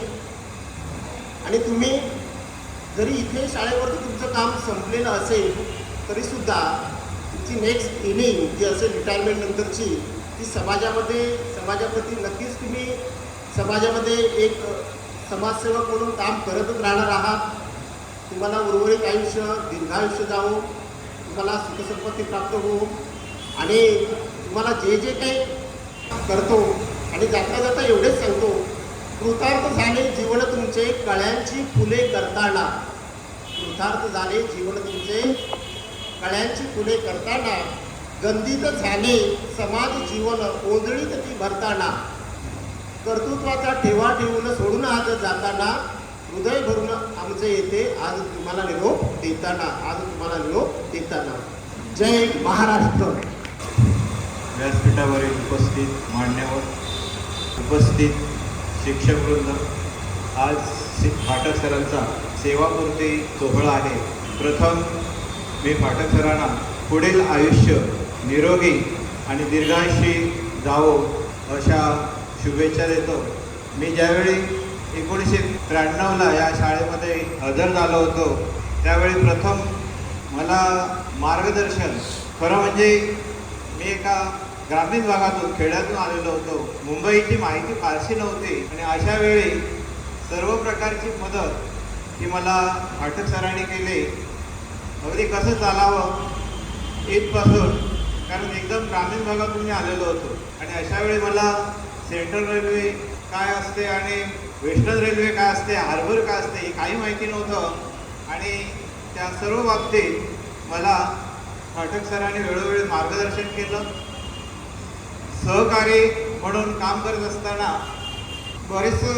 मग आता बरेच जणांनी उल्लेख केला की प्रौढ शिक्षण असो, प्रौढ शिक्षणाचे प्रकल्प असो, विज्ञान प्रदर्शन असो, तर या प्रकारचे कार्यक्रम करत असताना, काही प्रकल्प करत असताना खूप मजा यायची. चर्चा करून ते प्रोजेक्ट तयार करत असताना खूप त्यावेळी मजा येत होती आणि याला कारण फाटक सरांचं वेळोवेळ असलेलं मार्गदर्शन, त्याचबरोबर सहकार्य. नमस्कार. व्यासपीठावर एक उपस्थित मान्यवर आणि आज आपल्या इथे आलेले अतिथी शिक्षक शिक्षकेतर कर्मचारी आणि आजच्या ह्या सोहळ्याचे उत्सव मूर्ती सत्कार मूर्ती आपले पाठक सर. आता त्यांच्याबद्दल आम्ही काय बोलावं. आता साळकर मॅडम परत आपल्या विद्यार्थी त्यांचे मित्र परिवार आणि जे जे काय त्यांची यादी सविस्तर कामाची वाचली आमच्यासमोर की आम्ही त्यांच्याबद्दल जरा काय बोलणार. खरंच असे शिक्षक आपल्या शाळेला मिळणं खरंच खूप खूप अभिमानास्पद आहे. आणि यामधूनच या शिक्षकांमधूनच आपले बघा कितीतरी विद्यार्थी पुढे गेलेले आहेत. कोण इंजिनियर आहे, कोण मोठमोठ्या पदावर आहेत. कधी कधी ते मुलं विद्यार्थी बघा आपल्या इथे येतात, आपले मनोगत व्यक्त करतात. हे खरं कार्य आपल्या शिक्षकांचं आहे. आणि आता तर पठसरांमध्ये सांगितलं ते कुठेच कमी नाही आहे. म्हणजे त्यांचं आता कौतुक करावं. आम्ही काय कौतुक करणार त्यांचं म्हणा. ते आपले ज्येष्ठ शिक्षक आहेत. बाईने सांगितले की जिथे वीज घातली या शाळेची त्यांच्याबद्दल तर काय बोलावं. शब्दही आमच्याकडे अपुरेच असणार आहे. पण मला तर एवढंच वाटतं त्यांचा तो शांत स्वभाव आणि त्यांचे जे कामाचं स्वरूप. आता मी जे काय ऐकलं मला एवढं काही माहीत नव्हतं, पण जे आता मी ऐकत होती बाईंकडून आपल्या विद्यार्थी त्यांच्या मित्रपरिवार आपले त्यांचे सहकारी आणि जे जे काही तर सविस्तर सांगितलं त्यांच्याबद्दल खूप खूप म्हणजे असं मला वाटतं आपल्या त्या शिक्षकांच्या आपल्या सर्व शिक्षकांची प्रेरणास्थानी आहे. आणि त्यांच्याकडून आपण सर्वांनी हे गुण नक्कीच घेऊ आम्ही सर. आणि तुमचं जसं तुम्ही हे कार्य केले तसे आमचे प्रत्येक प्राथमिक माध्यमिक पूर्व प्राथमिक सगळे शिक्षक पूर्ण करतील. आणि खरं तुमच्यासारखेच आम्ही तुझ्या बनण्याचा प्रयत्न करू आणि आपल्या शाळेचं नाव उज्ज्वल करण्याचा नक्कीच प्रयत्न करू. आणि सरांना मी एवढंच सांगू शकते बघा तुमचं सहकार्याने तुमची उणीव खूप असते.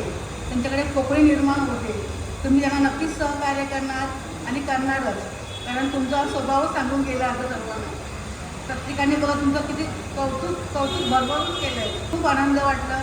तुमच्या पुढील आयुष्यासाठी मला उत्तम आरोग्य आणि दीर्घ आयुष्य लावो ही मी सदिच्छा व्यक्त करते. जय हिंद, जय महाराष्ट्र. नमस्कार. व्यासपीठावर उपस्थित सर्व मान्यवर, आजचे सत्कार मूर्ती पाठक सर, पाठक मॅडम, उपस्थित सर्व पाहुणे मंडळी, शिक्षक वर्ग, शिक्षकेतर कर्मचारी, विद्यार्थी सर्वांना माझा नमस्कार. आणि आज आपण सर्वजण पाठक सरांचं कौतुक ऐकायला कौतुक करायला बसलेलो आहोत. सरांना खूप खूप शुभेच्छा. आणि जे कौतुक केलेलं आहे ना ते अगदी 100% खरं आहे. आणि अगदी शांत स्वभावाचे सर आहेत. एकाही म्हणजे ते 93ला लागले, मी 92ला, पण त्या 92पासून आत्तापर्यंत एकाही विद्यार्थ्याने की फाटक सरांनी असं केलं तसं केलं किंवा एखादी तक्रार निदान माझ्यापर्यंत तरी आलेली नाही. त्यामुळं मी हे सांगू शकते की सरांनीचं हे कौतुक आहे ना अगदी 100% बरोबर आहे. आणि सरांकडे खूप क्रिएटिव्हिटी आहे हे तर मान्यच आहे. आणि त्या क्रिएटिव्हिटीचा उपयोग त्यांनी स्वतःसाठी तसेच आता पुढील भावी जीवनासाठी करावा ही एक सदिच्छा मी त्यांना व्यक्त करते.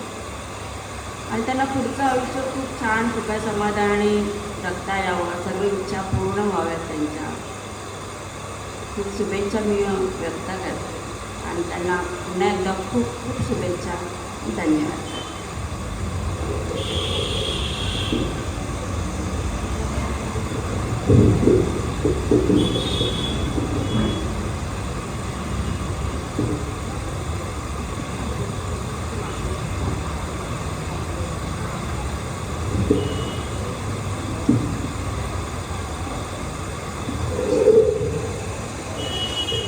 व्यासपीठावरील उपस्थित मान्यवर, कुरारगाव शिक्षण प्रसारक मंडळाच्या कोषाध्यक्षा सुर्वे मॅडम, आजचे सत्कारमूर्ती पाठक सर, त्यांचा मित्रपरिवार, त्यांचे नातलं, इकडे शिक्षक वृंद,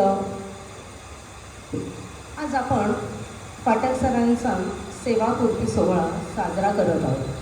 पाठक सरांनी या शाळेमध्ये नोकरीची कारकीर्द यशस्वीरित्या पूर्ण करून सेवाकाल पूर्ण केलेला आहे. आणि त्यामुळे त्यांचं सगळ्यांनी अभिनंदन करायचं, व्यक्त करण्याचा हा दिवस आहे असं मी म्हणतो. कारण सरांनी या शाळेला दिलेलं, विद्यार्थ्यांना दिलेलं योगदान फार महान आहे. विद्यार्थ्यांसाठी सतत त्यांच्या प्रगतीसाठी त्यांची धडपड असायची. ते सतत कार्यरत असायचे. कोणताही उपक्रम असू दे हिरिरीने त्याच्यामध्ये भाग घ्यायचे. नुसते भाग घ्यायचं नाही आहे तर ते काम अगदी यशस्वीरित्या पूर्ण करण्यासाठी त्यांची धडपड असायची आणि ते यशस्वी करून दाखवायचेच. म्हणजे ही जी त्यांची तळमळ होती शाळेबद्दलची आणि त्यांना ते प्रगतीसाठी सतत ते व्यस्त असायचे. सरांनी जे आता बाकी सगळ्यांनी सांगितलेलेच आहे की प्रत्येक उपक्रमामध्ये भाग घ्यायचे. मग तो विज्ञान प्रदर्शनाचा प्रकल्प असू दे किंवा क्रीडा महोत्सव असू दे, त्याचं नियोजन, सहलींचं नियोजन असू दे. आणि एवढं काटेकोरपणे असायचे की समजा एखादी जबाबदारी त्यांनी घेतली किंवा त्यांच्यावर जर सोपवली तर ते अगदी यशस्वीरित्या पूर्ण करायचे. म्हणजे त्याच्यामध्ये आपण निश्चिंत. क्रीडा महोत्सवामध्ये एकदा मैदान त्यांनी स्वीकारलं, हा मैदानाचा ताबा घेतला की आम्ही सगळे शिक्षक आपले बिनधास्त की सर आता सगळं व्यवस्थित काम करणार आहे. विज्ञान प्रदर्शनाच्या बाबतीत सुद्धा विज्ञानाचे शिक्षक नसताना सुद्धा त्यांना नवीन नवीन कल्पना सुचायच्या आणि ते अगदी प्रकल्प यशस्वी करायचे.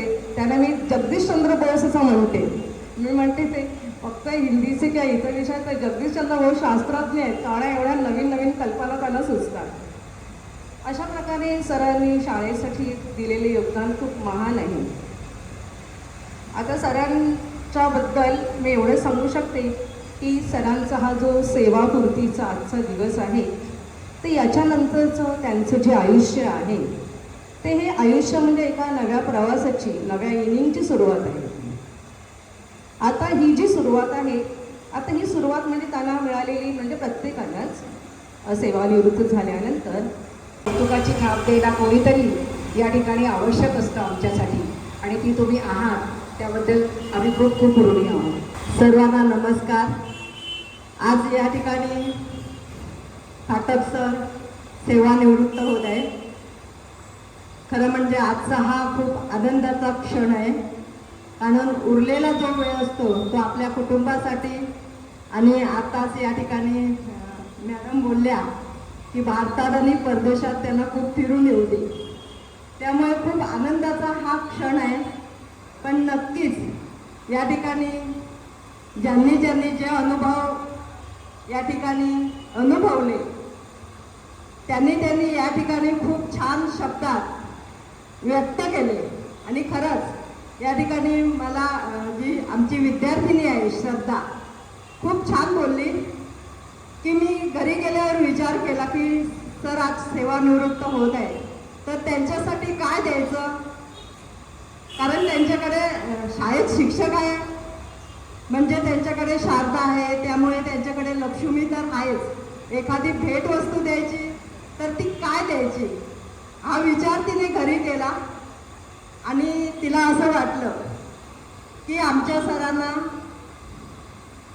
खूप छान असं शब्दात या ठिकाणी त्यांचं कौतुक करावं आणि जे अनुभवलं ते तिने या ठिकाणी मांडलं. बऱ्याच शिक्षकांची भाषणं झाली, सर्वांनी आपापलं मत व्यक्त केलं. दुखंडे सर बोलले की आम्ही एवढे वर्ष काम करतो पण फाटक सरांनी एवढं वर्ष 26 जानेवारी 15 ऑगस्ट या दिवशी येऊन ते झेंडा बांधायचे. तर मी म्हणेन की यापुढचं हे काम दुखंडे सर करतील कारण त्यांनी एकदम ते जवळून बघितलेले आहे. आमच्या निकम मॅडम बोलल्या की आम्ही जेव्हा क्रीडा महोत्सव घ्यायचो त्यावेळी क्रीडा महोत्सवात आम्ही त्या मैदानावर जायचो.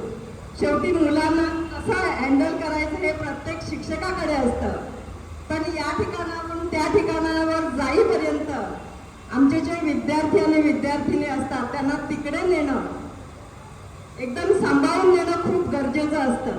तोपर्यंत आमचे फाटक सर त्या ठिकाणी पोचलेले असतात आणि त्या मैदानाचं म्हणा कारण आपण बघतो की जेव्हा कबड्डीचं असतं तेव्हा रेघा वगैरे सगळ्या त्या बांधायच्या असतात, त्या काढायच्या असतात. आम्ही तोपर्यंत तिकडे पोचायच्या आधी आमचे फाटक सर त्या ठिकाणी तयार करून ठेवायचे. म्हणजे ह्या ज्या गोष्टी आहेत त्या गोष्टी आपण या ठिकाणी सर्व काही शाळेला दिलेलं आहे. तुमचं योगदान खूप मोठं आहे कारण गेली अनेक वर्ष आमचे साळकर मॅडम सुद्धा बोलल्या की आम्ही या ठिकाणी पहिले लागलो, मी आणि निकम मॅडम, त्यानंतर आमच्या मागून फाटक सर आहे. आले आणि खूप छान प्रकारे त्यांनी या ठिकाणी जे जे काही आपल्या विषय होते ते विषय खूप छान प्रकारे मुलांसमोर मांडले. कारण रेल्वेचा या ठिकाणी एक विषय आला, तो पण खूप चांगला वाटला आम्हाला, ऐकायला वाटला. पण ह्या तुम्ही जे शिक्षक आहेत त्यांनी एकदम ते जवळून बघितलेलं आहे. त्यानंतर सहलीचा विषय म्हटला की सर्वच विद्यार्थी विद्यार्थिनी आणि आपला पण शिक्षकांचा पण सगळ्यांचाच आवडता विषय असतो. पण ती सहल एखाद्या ठिकाणी न्यायची, कारण आज आपण ऐकतो की मागच्या वेळेलाच एक दुर्घटना घडली सहलीला जाणाऱ्या विद्यार्थ्यांची. शेवटी ही एक जबाबदारी असते आणि ती जबाबदारी कशी पार पाडायची हे फाटक सरांकडून शिकण्यासारखं आहे. खूप बऱ्याच गोष्टी या ठिकाणी फाटक सरांकडून शिकायला मिळाल्या, शिक्षकांनाही विद्यार्थ्यांनाही प्रोजेक्टच्या बाबतीत मिळाल्या. मी तर कधी कधी जेव्हा कार्यक्रमाला यायची त्यावेळी रांगोळीच्या वगैरे स्पर्धा व्हायच्या, भरपूर स्पर्धा व्हायच्या किती. त्यावेळी सुद्धा मी ते मला थोडंफार बघायला मिळालं.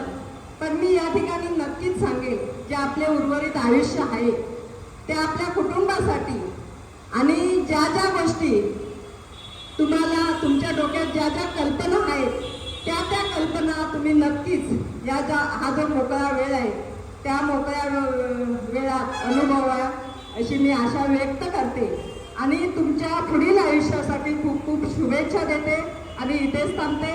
जय हिंद, जय महाराष्ट्र. त्यांनी व्यक्त करावं आणि त्यांनी त्यांचे जे काही 2 महत्त्वाचे प्रसंग आहेत त्यांच्या जीवनातले त्याबद्दलही थोडंसं सांगावं अशी मी आपले उत्सवमूर्ती जगदीशचंद्र पाठक यांना विनंती करते. सन्माननीय व्यासपीठ, आदरणीय कुरारगाव शिक्षण प्रसारक मंडळच्या कोषाध्यक्षा सुर्वे मॅडम, माध्यमिक विभागाच्या ज्येष्ठ शिक्षिका नारकर मॅडम, प्राथमिक विभागाच्या मुख्याध्यापिका नरवडे मॅडम, पर्यवेक्षिका वेदक मॅडम, पूर्व प्राथमिक मुख्याध्यापिका आमरे मॅडम, माध्यमिक विभागाच्या ज्येष्ठ शिक्षिका निकम मॅडम, ज्यांच्या विचाराने आमच्यामध्ये एक मवाळपणाचं स्पिरिट तयार होत असे प्राथमिक विभागाचे माजी मुख्याध्यापक जडिये सर, तसेच ज्येष्ठ शिक्षक माध्यमिक विभागाचे लाडगे सर, माझी बहीण रश्मिताई, त्यांचे मिस्टर रवींद्र लोके, तसेच व्यासपीठावर सूत्रसंचालनाची जबाबदारी पार पाडणाऱ्या ज्येष्ठ शिक्षिका साळकर मॅडम, या ठिकाणी आलेले माझे DED कॉलेजचे सहकारी, माझे मित्र, तसेच या शाळेचे माजी शिक्षक आणि जिजामाता परिवार, नमस्कार. मी आज थोडंसं बोलणार आहे, पण काही त्रुटी राहून जाऊ नये याचे थोडं लिखितच आणलेलं आहे. काय होतं, कधी कधी मग कसं प्रत्येक वेळी भाषण करताना मी बोलून जातो आणि नंतर मग अर्ध्या तासाने असं लक्षात येतं हा माझा मुद्दा राहूनच गेला असं होतं. त्यामुळे यावेळी म्हटलं आपण थोडंसं जरा बदल करावा, त्यासाठी थोडंसं लिहूनच आणलं आहे, त्याचं थोडंफार मी वाचन करेन. जवळजवळ 33 वर्ष 5 महिने असा हा माझा प्रवास आज थंडीत होतो आहे.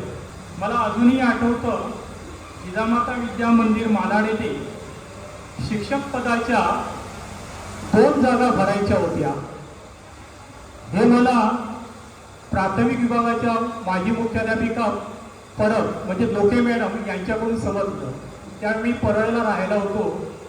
त्यांनी मला सांगितलं, अरे जगदीश, माझ्या शाळेमध्ये 2 जागा आहेत आणि त्याची ॲड पण आता वर्तमानपत्रात येणार आहे. तेव्हा बहुतेक शिक्षक पदाच्या ज्या ॲड ज्या होत्या त्या वर्तमानपत्रात येत असत आणि त्या पद्धतीने मी या शाळेमध्ये अर्ज केला. अर्ज केल्यानंतर मला वाटते 2-3 दिवसामध्ये मला त्या ठिकाणी या इथे बोलवण्यात आलं आणि माझा इंटरव्ह्यू झाला. इंटरव्ह्यू जवळजवळ मला वाटते आम्ही 12-13 जण होतो इंटरव्ह्यू देण्यासाठी. आणि ती जी जुनी आपली छोटी शाळा आहे तांबे मैदानची, त्या शाळेत आमचा इंटरव्ह्यू होता आणि मी फुल तयारीनिशी या इंटरव्ह्यूला आलो होतो. कोणत्याही परिस्थितीमध्ये शाळेमध्ये आपल्याला राहायचंच आहे, ही शाळा आपल्याला हवीच आहे, या उद्देशाने मी या मालाडमध्ये आलो. आल्यानंतर आमचे माजी लिपिक भेडिये त्या ठिकाणी बसले होते. ते एकेकांचं नाव पुकारत होते आणि त्या पद्धतीने आम्ही आत जात होतो आणि मुलाखत देत होतो. भेडियेने माझं नाव पुकारलं. मी आत गेलो वर्गामध्ये. त्यावेळी अख्खच्या अख्ख संचालक मंडळ त्या ठिकाणी बसलेलं होतं. मग गोना चौधरी सर असतील, वर्तक सर असतील, साळवी साहेब असतील किंवा कदम साहेब असतील, असे अनेक सर्व त्या ठिकाणी बसलेले होते आणि इंटरव्ह्यूला सुरुवात झाली. अनेक प्रश्न इतरांना जसे विचारतात तसे मला प्रश्न विचारले. काही प्रश्नांची उत्तरं मला देता आली नाही, काही प्रश्नांची उत्तरं मात्र मी व्यवस्थित दिली. त्यामध्ये मला गोना चौधरींनी एक प्रश्न असा केला होता, कारण ते महापौर पुरस्कार विजय होते, ते मुंबई महानगरपालिकेमध्ये ते शिक्षक म्हणून होते, त्यामुळे त्यांचा जो पिंड असल्यामुळे ते बरोबर त्या पद्धतीने ते प्रश्न विचारत होते आणि त्यांच्या प्रश्नाचं उत्तर देताना माझी थोडी तारांबळ व्हायची. त्यांनी त्यातल्या त्यात एक मला असा प्रश्न विचारला, तुम्ही मला सांगू शकाल का आतापर्यंत भारताचे पंतप्रधान जे झालेले आहेत या पंतप्रधानांची नावं मला सांगा. मी सांगितलीच नावं, पण मला त्यांनी म्हणाले की नाही हे मला असं उत्तर नको आहे, मला क्रमाने नावं सांगा. झाली ना पंचायत. आता क्रमाने नावं आता कशी सांगायची? म्हणजे ज्यावेळी भारताचे पंतप्रधान होते त्यावेळी आपला माझा जन्म पण झाला नव्हता, तरीसुद्धा मी माझ्या वाचन असल्यामुळे मी जवळजवळ ते 80% काम मी पूर्ण केलं. अशा वेळी आपल्या संचालक मंडळांपैकी वर्तक सर, श्रीधर वर्तक सरांनी माझी बाजू घेतली आणि मध्यस्थी केली आणि चौधरी सरांना म्हणाले की सरांनी तर उत्तर छान दिले आहे, त्यामुळे म्हणजे जे उत्तर अपेक्षित होतं ते उत्तर आम्हाला मिळालेलं आहे. आणि अशा पद्धतीने त्या ठिकाणी सरांनी मध्यस्थी केली आणि ते जे शाळेच्या बाबतीत म्हणजे मी सुरुवातीला या शाळेमध्ये आलो, जे काही संकट आलं होतं पहिलं, ते संकट वर्तक सरांनी दूर केलं.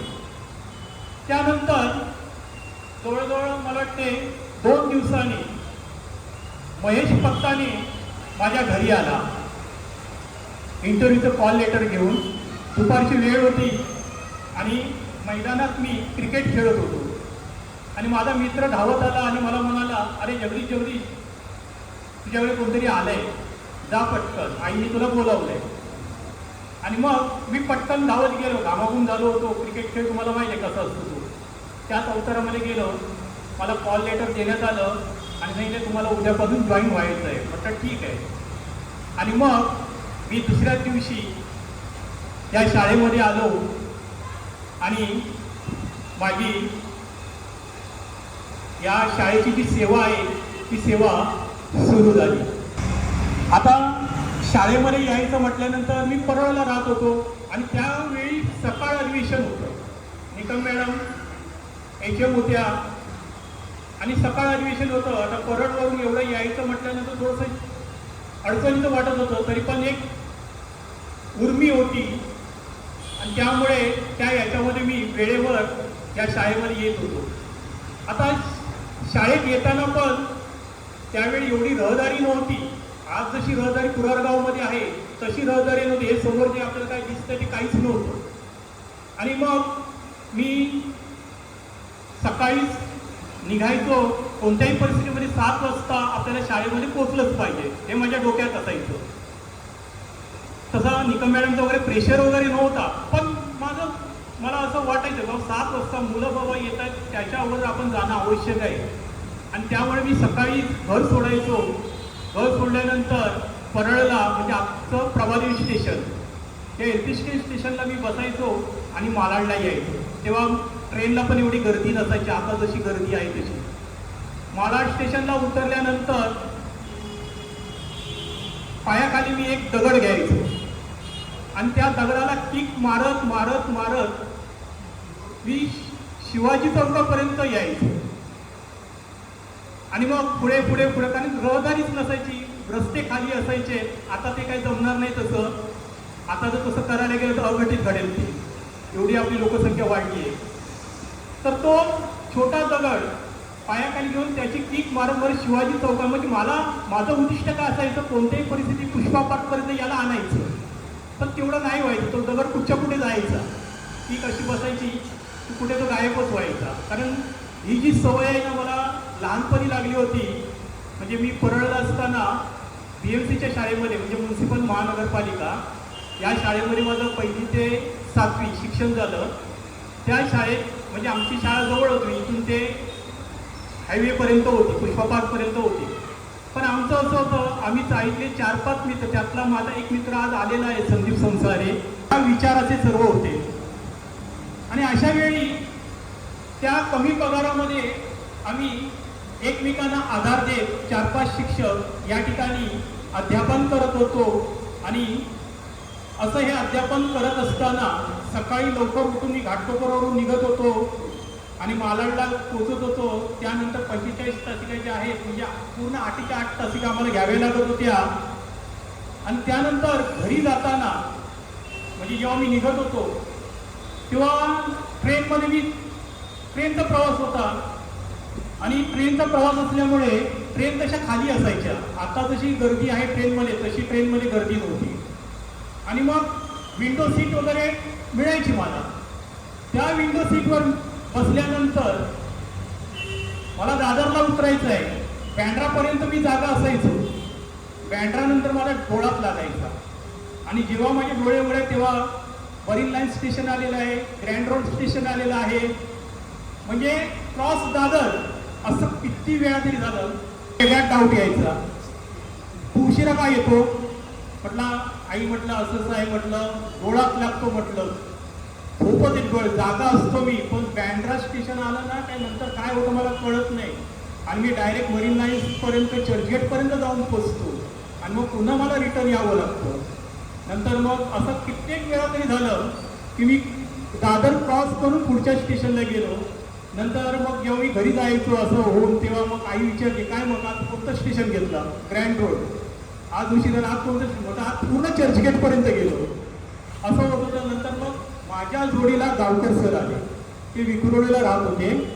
एक सर म्हणजे प्रवासामध्ये एक मला जरा आधार वाटला. आणि मग गावकर सर आणि मी त्या ठिकाणी प्रवास करायला सुरुवात केली. पण तरीसुद्धा तसंच होत होतं, प्रमाण कमी झालं होतं आमचा. म्हणजे बँड्रा स्टेशनच्या अलीकडे किंवा पलीकडे दोघांचाही डोळा लागायचा. सर पण झोपायचे आणि मी पण झोपायचो. आणि मग सर म्हणायचे, हो फाटक सर उठा, दादर गेलं वाटतं, कारण सर जरा नवीन होते, दादर गेलं वाटतं. मग मी डोळे, अरे हां, कारण आपल्याला दादरपर्यंत सगळा परिसर माहिती आहे, विंडोमधून आपण लगेच लक्षात येतं कोणतं स्टेशन आहे.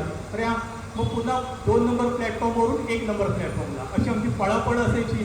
आणि मग आम्ही रिटर्न पुन्हा दादरला यायचो. दादरवरून मग सेंट्रल लाईनला जायचो, ते विक्रोळीला उतरायचे, ते घाटकोपरला उतरायचो. अशा पद्धतीने हा असा प्रवास होत होता. पण प्रवासात असं त्रास झाला आहे, असं हे आलं आहे वगैरे असं कधीच वाटलं नाही.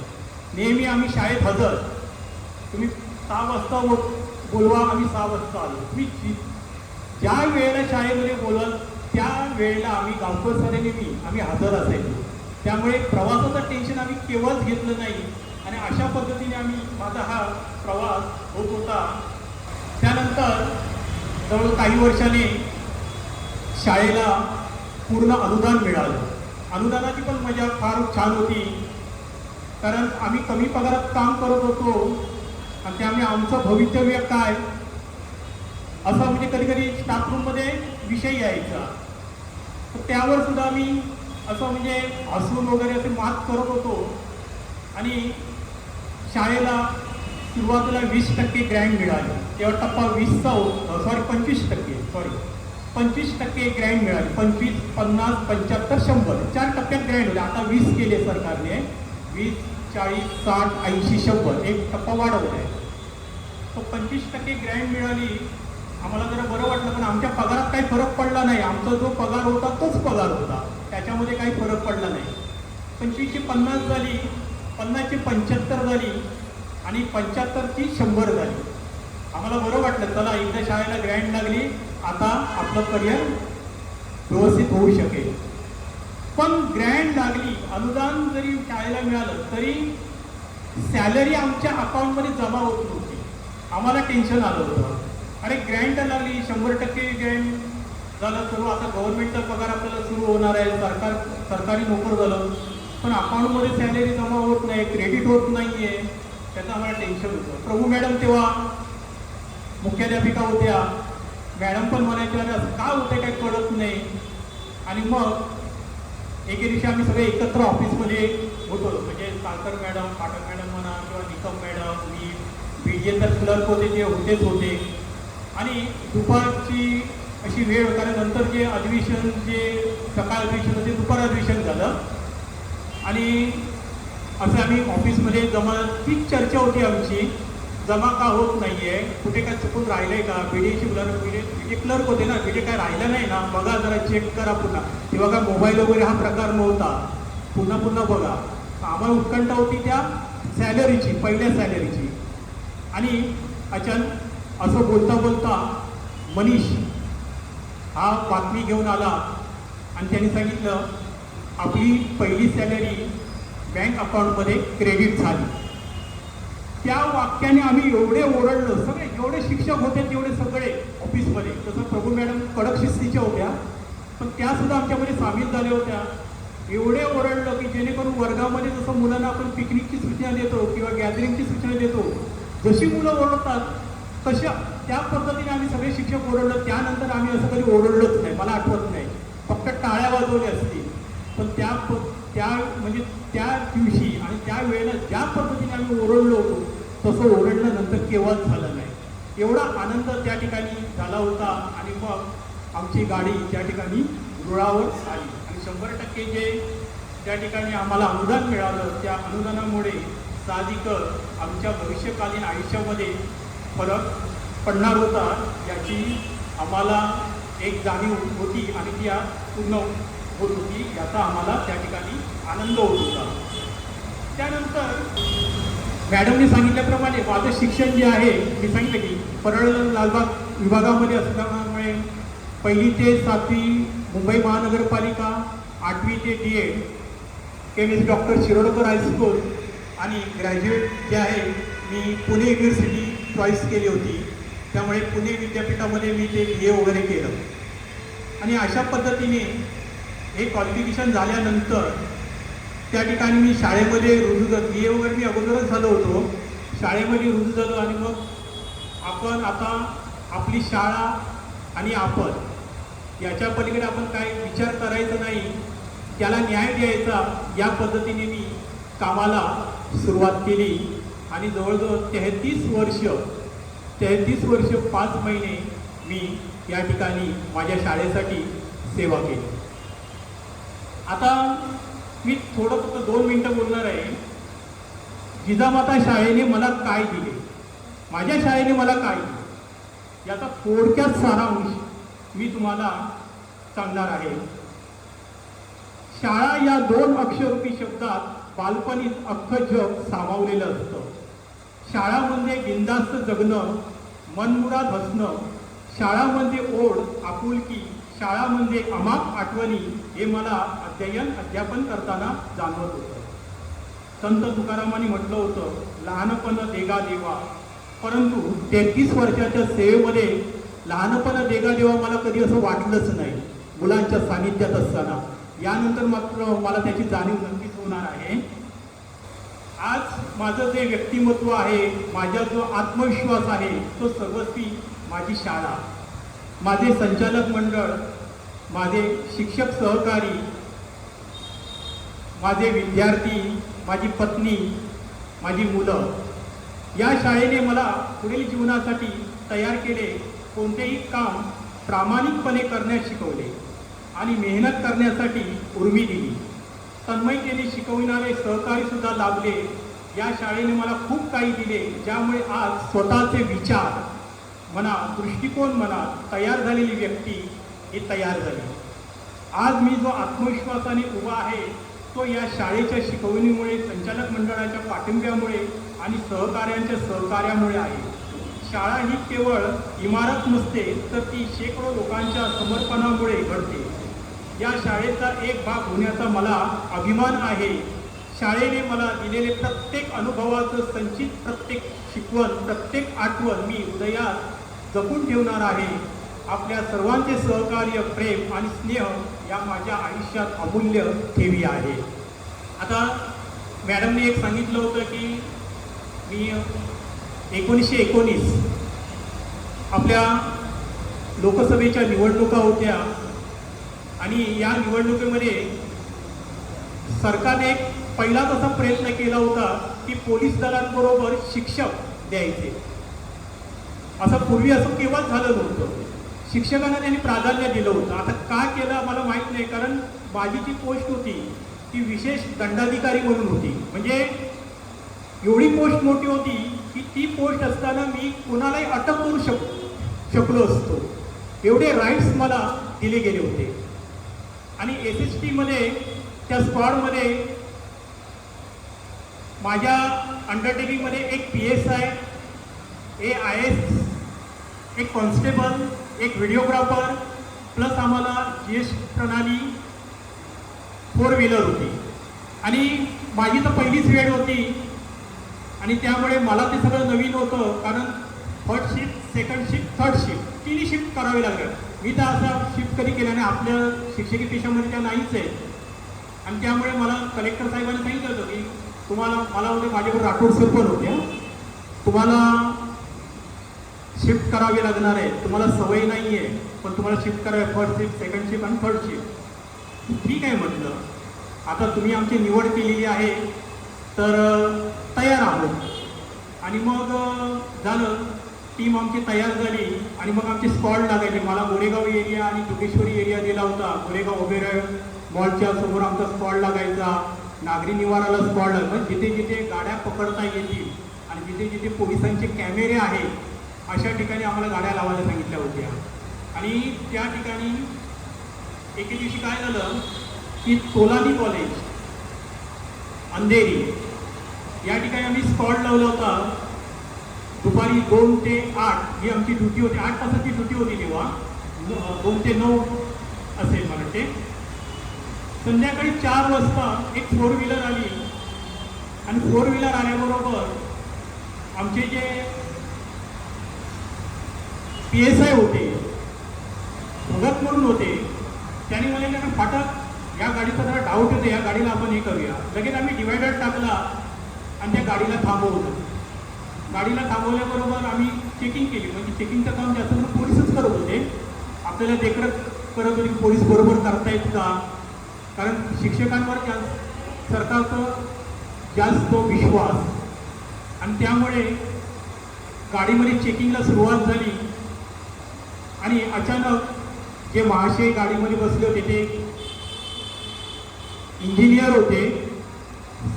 तर त्यांनी अशी दरवाजेच्या साईडला जे बसले होते, अंगाने थोडे फॅट होते, त्यांनी ती बॅग लपवून ठेवली होती. सर्व शोधून झालं वगैरे आणि पोलिसांना ते ट्रेनिंग दिलेलं असतं की गाडी कशी चेक करायची, कुठे कप्पे असतात, काय असतं, डिकी कशी शोधायची, कोण कुठे काय लपवतो, हे सर्व त्याला ट्रेनिंग दिलेलं असतं. आणि सर्व काही झालं वगैरे आणि मग त्यांना आम्ही सांगितलं की म्हटलं ती बॅग म्हटलं आम्हाला द्या, तुम्ही जी मागे ठेवलेली आहे ते अर्धीच बॅग आम्हाला दिसते आहे, ती बॅग आम्हाला दाखवा. तो का अशाला बॅग दाखवा, तुम्ही सर्व चेक केलं आहे ना, काय गरज नाही. तसं तुम्हाला करता येणार नाही, तुम्हाला ती बॅग दाखवावी लागेल. दाखवत नव्हता. शेवटी आम्ही तिकडून दरवाजा उघडला आणि त्यांची बॅग खेचूनच घेतली पोलिसांनी. आमची जे PSI पोलीस सेक्टर होते त्या खेचूनच घेतली आणि त्या बॅगमध्ये 10 लाख कॅश होती. 10 लाख कॅश होती म्हटल्यानंतर आता काय करायचं, कारण हे सर्व इन कॅमेऱ्यामध्ये होत होतं, व्हिडिओग्राफ होत होतं. आता म्हटलं काय करायचं. आणि या व्यक्तीने पण आपल्याला फार त्रास दिला, आपल्याला काहीच कारण असं सांगितलं नाही. मग त्यांना आम्ही सांगितलं म्हटलं तुमचे डॉक्युमेंट्स द्या, हे 10 लाख कुठून आणले, कधी कधी बँकेतून काढले जातात ना, तसं आम्हाला तशी त्यांनी असे काही अशा गोष्टी सांगितल्या होत्या कलेक्टर साहेबांनी. जर त्यांनी जर प्रूफ दाखवला की मी बँकेतून काढलेले आहे तर त्याला रिन्यू करायचं. पण त्यांनी काही पुरावा दिला नाही.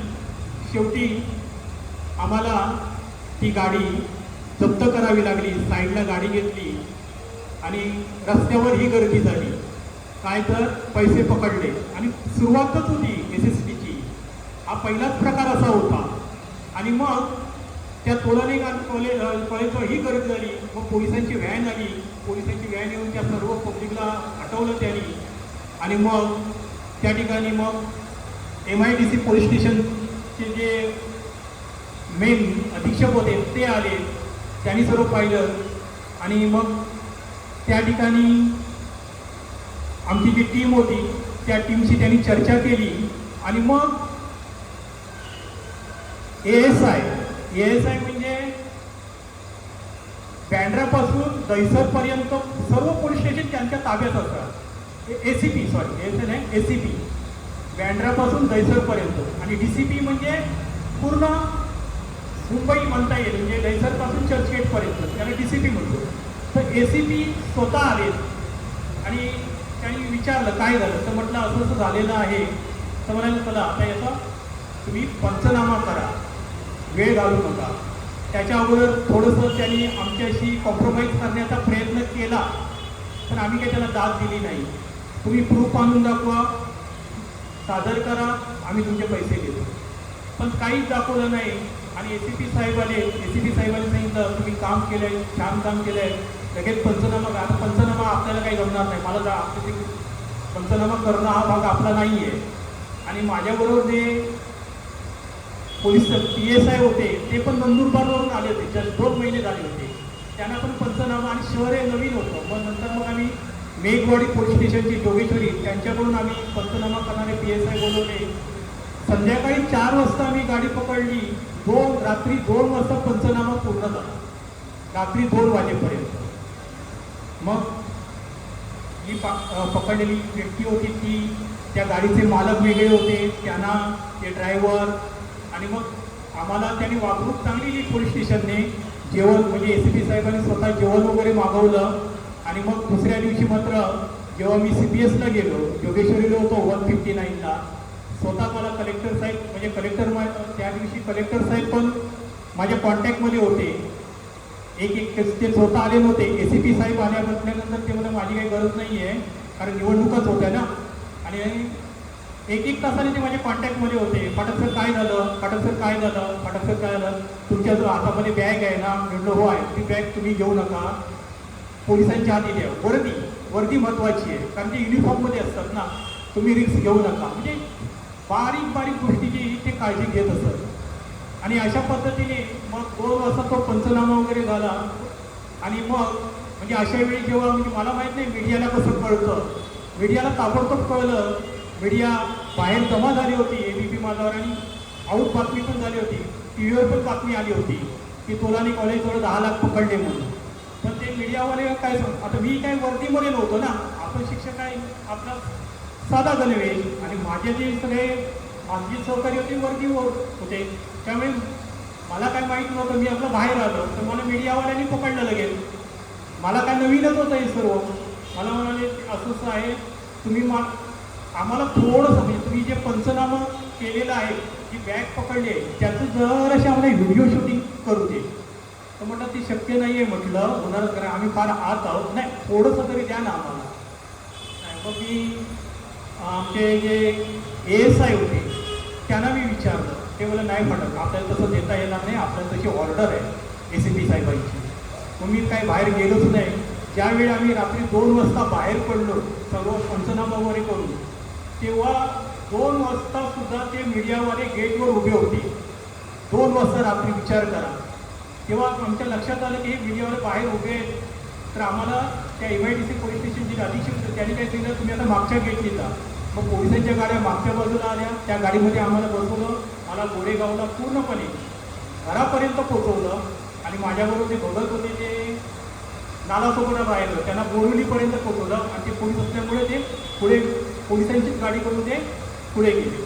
तर अशा पद्धतीने हा एक मला म्हणजे एक शिक्षक म्हटल्यानंतर हा एक वेगळा अनुभव आला आणि म्हणजे ती ड्युटी 8 तास उभं राहिलं, तिथे बसलं नाही, पोलीस उभेच असतात ना, तसं आपल्याला पण उभं राहावं लागतं. पण पोलिसांना माझी दया यायची.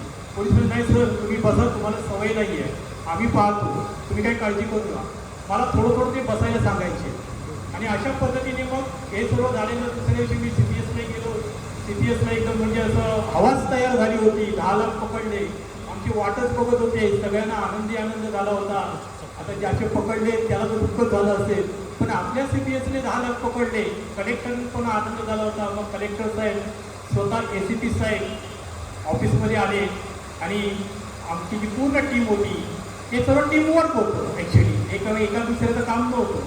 त्याने पाठीवर थाप दिली आणि म्हणजे तेवढं मिळालं बस झालं. आपण काहीतरी आयुष्यामध्ये वेगळं केलं. म्हणजे जिथे जातो तिकडे काहीतरी कुठे न्याय देण्याचा प्रयत्न मी केला आणि त्यामध्ये मी जवळजवळ 90% सक्सेस झालो.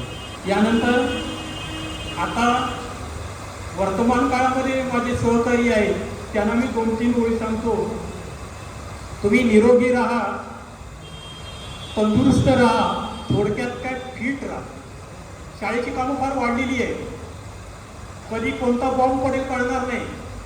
आणि मग काय होतं, मानसिक संतुलन बिघडतं आणि मानसिक संतुलन बिघडलं ना काही शारीरिक संतुलन बिघडतं. तर असं करू नका. फार काम आहे, ऑनलाईन पण आहे आणि ऑफलाईन पण आहे आणि विद्यार्थी पण आहे. त्यामुळे या तिन्ही अँगलने आपल्याला जावं लागतंय. त्यावर तुम्ही मात करा, स्वतःचं डोकं शांत ठेवा आणि आपली जेवढी काही सेवा राहिलेली आहे ती सेवा पूर्ण करण्याचा प्रयत्न करा. एवढे बोलून मी माझे 2 शब्द होतो. जय हिंद, जय महाराष्ट्र.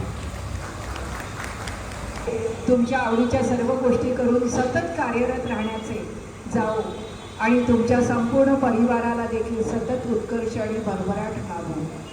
आता वेळ आहे ती सत्काराची. सर्वप्रथम त्यांच्या सत्कारासाठी मी त्यांच्या परिवाराला आणि मित्रपरिवाराला आमंत्रित करते. मला असं वाटतं की या सत्कार सोहळ्यासाठी हे जे टेबल आपण ठेवलेलं आहे त्याची रचना थोडी बदलूया आणि मान्यवर जे आहेत त्या मान्यवरांना देखील मी त्यांच्यासोबत उभं राहण्याची विनंती करते. त्यांचा परिवार आणि मित्रपरिवार यानंतर विश्वस्त, पूर्व प्राथमिक विभाग, प्राथमिक विभाग, माध्यमिक विभाग या क्रमाने आपण त्यांचा सत्कार करूया. माध्यमिक विभागाने आपण जरा शेवटी सगळ्या शाळेतली मुलं सगळ्या गोष्टी पटापट करतात आणि सर्व मान्यवरांनी समोर उभे राहा पाठक सरांसमोर. त्यानंतर पूर्व प्राथमिक, प्राथमिक आणि माध्यमिक या क्रमाने तयारी करायचं आहे. आपल्या दुखंडे सरांनी पण काही क्षणचित्र घ्यावी.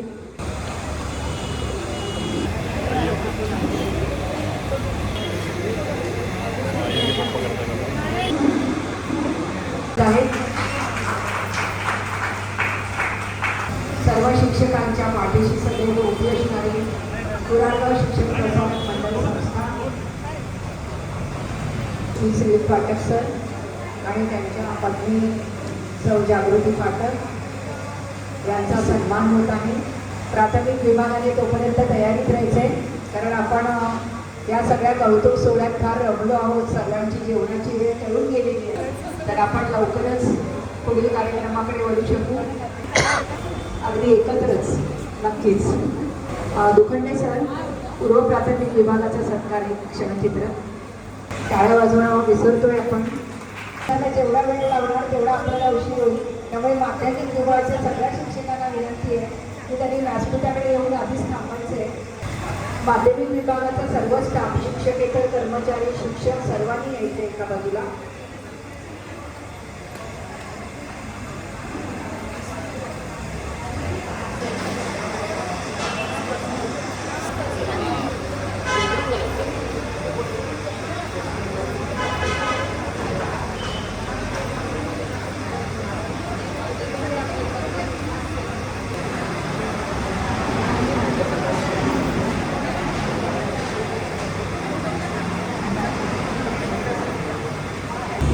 कार्यक्रमासाठी हजर राहिलेल्या सर्वांनी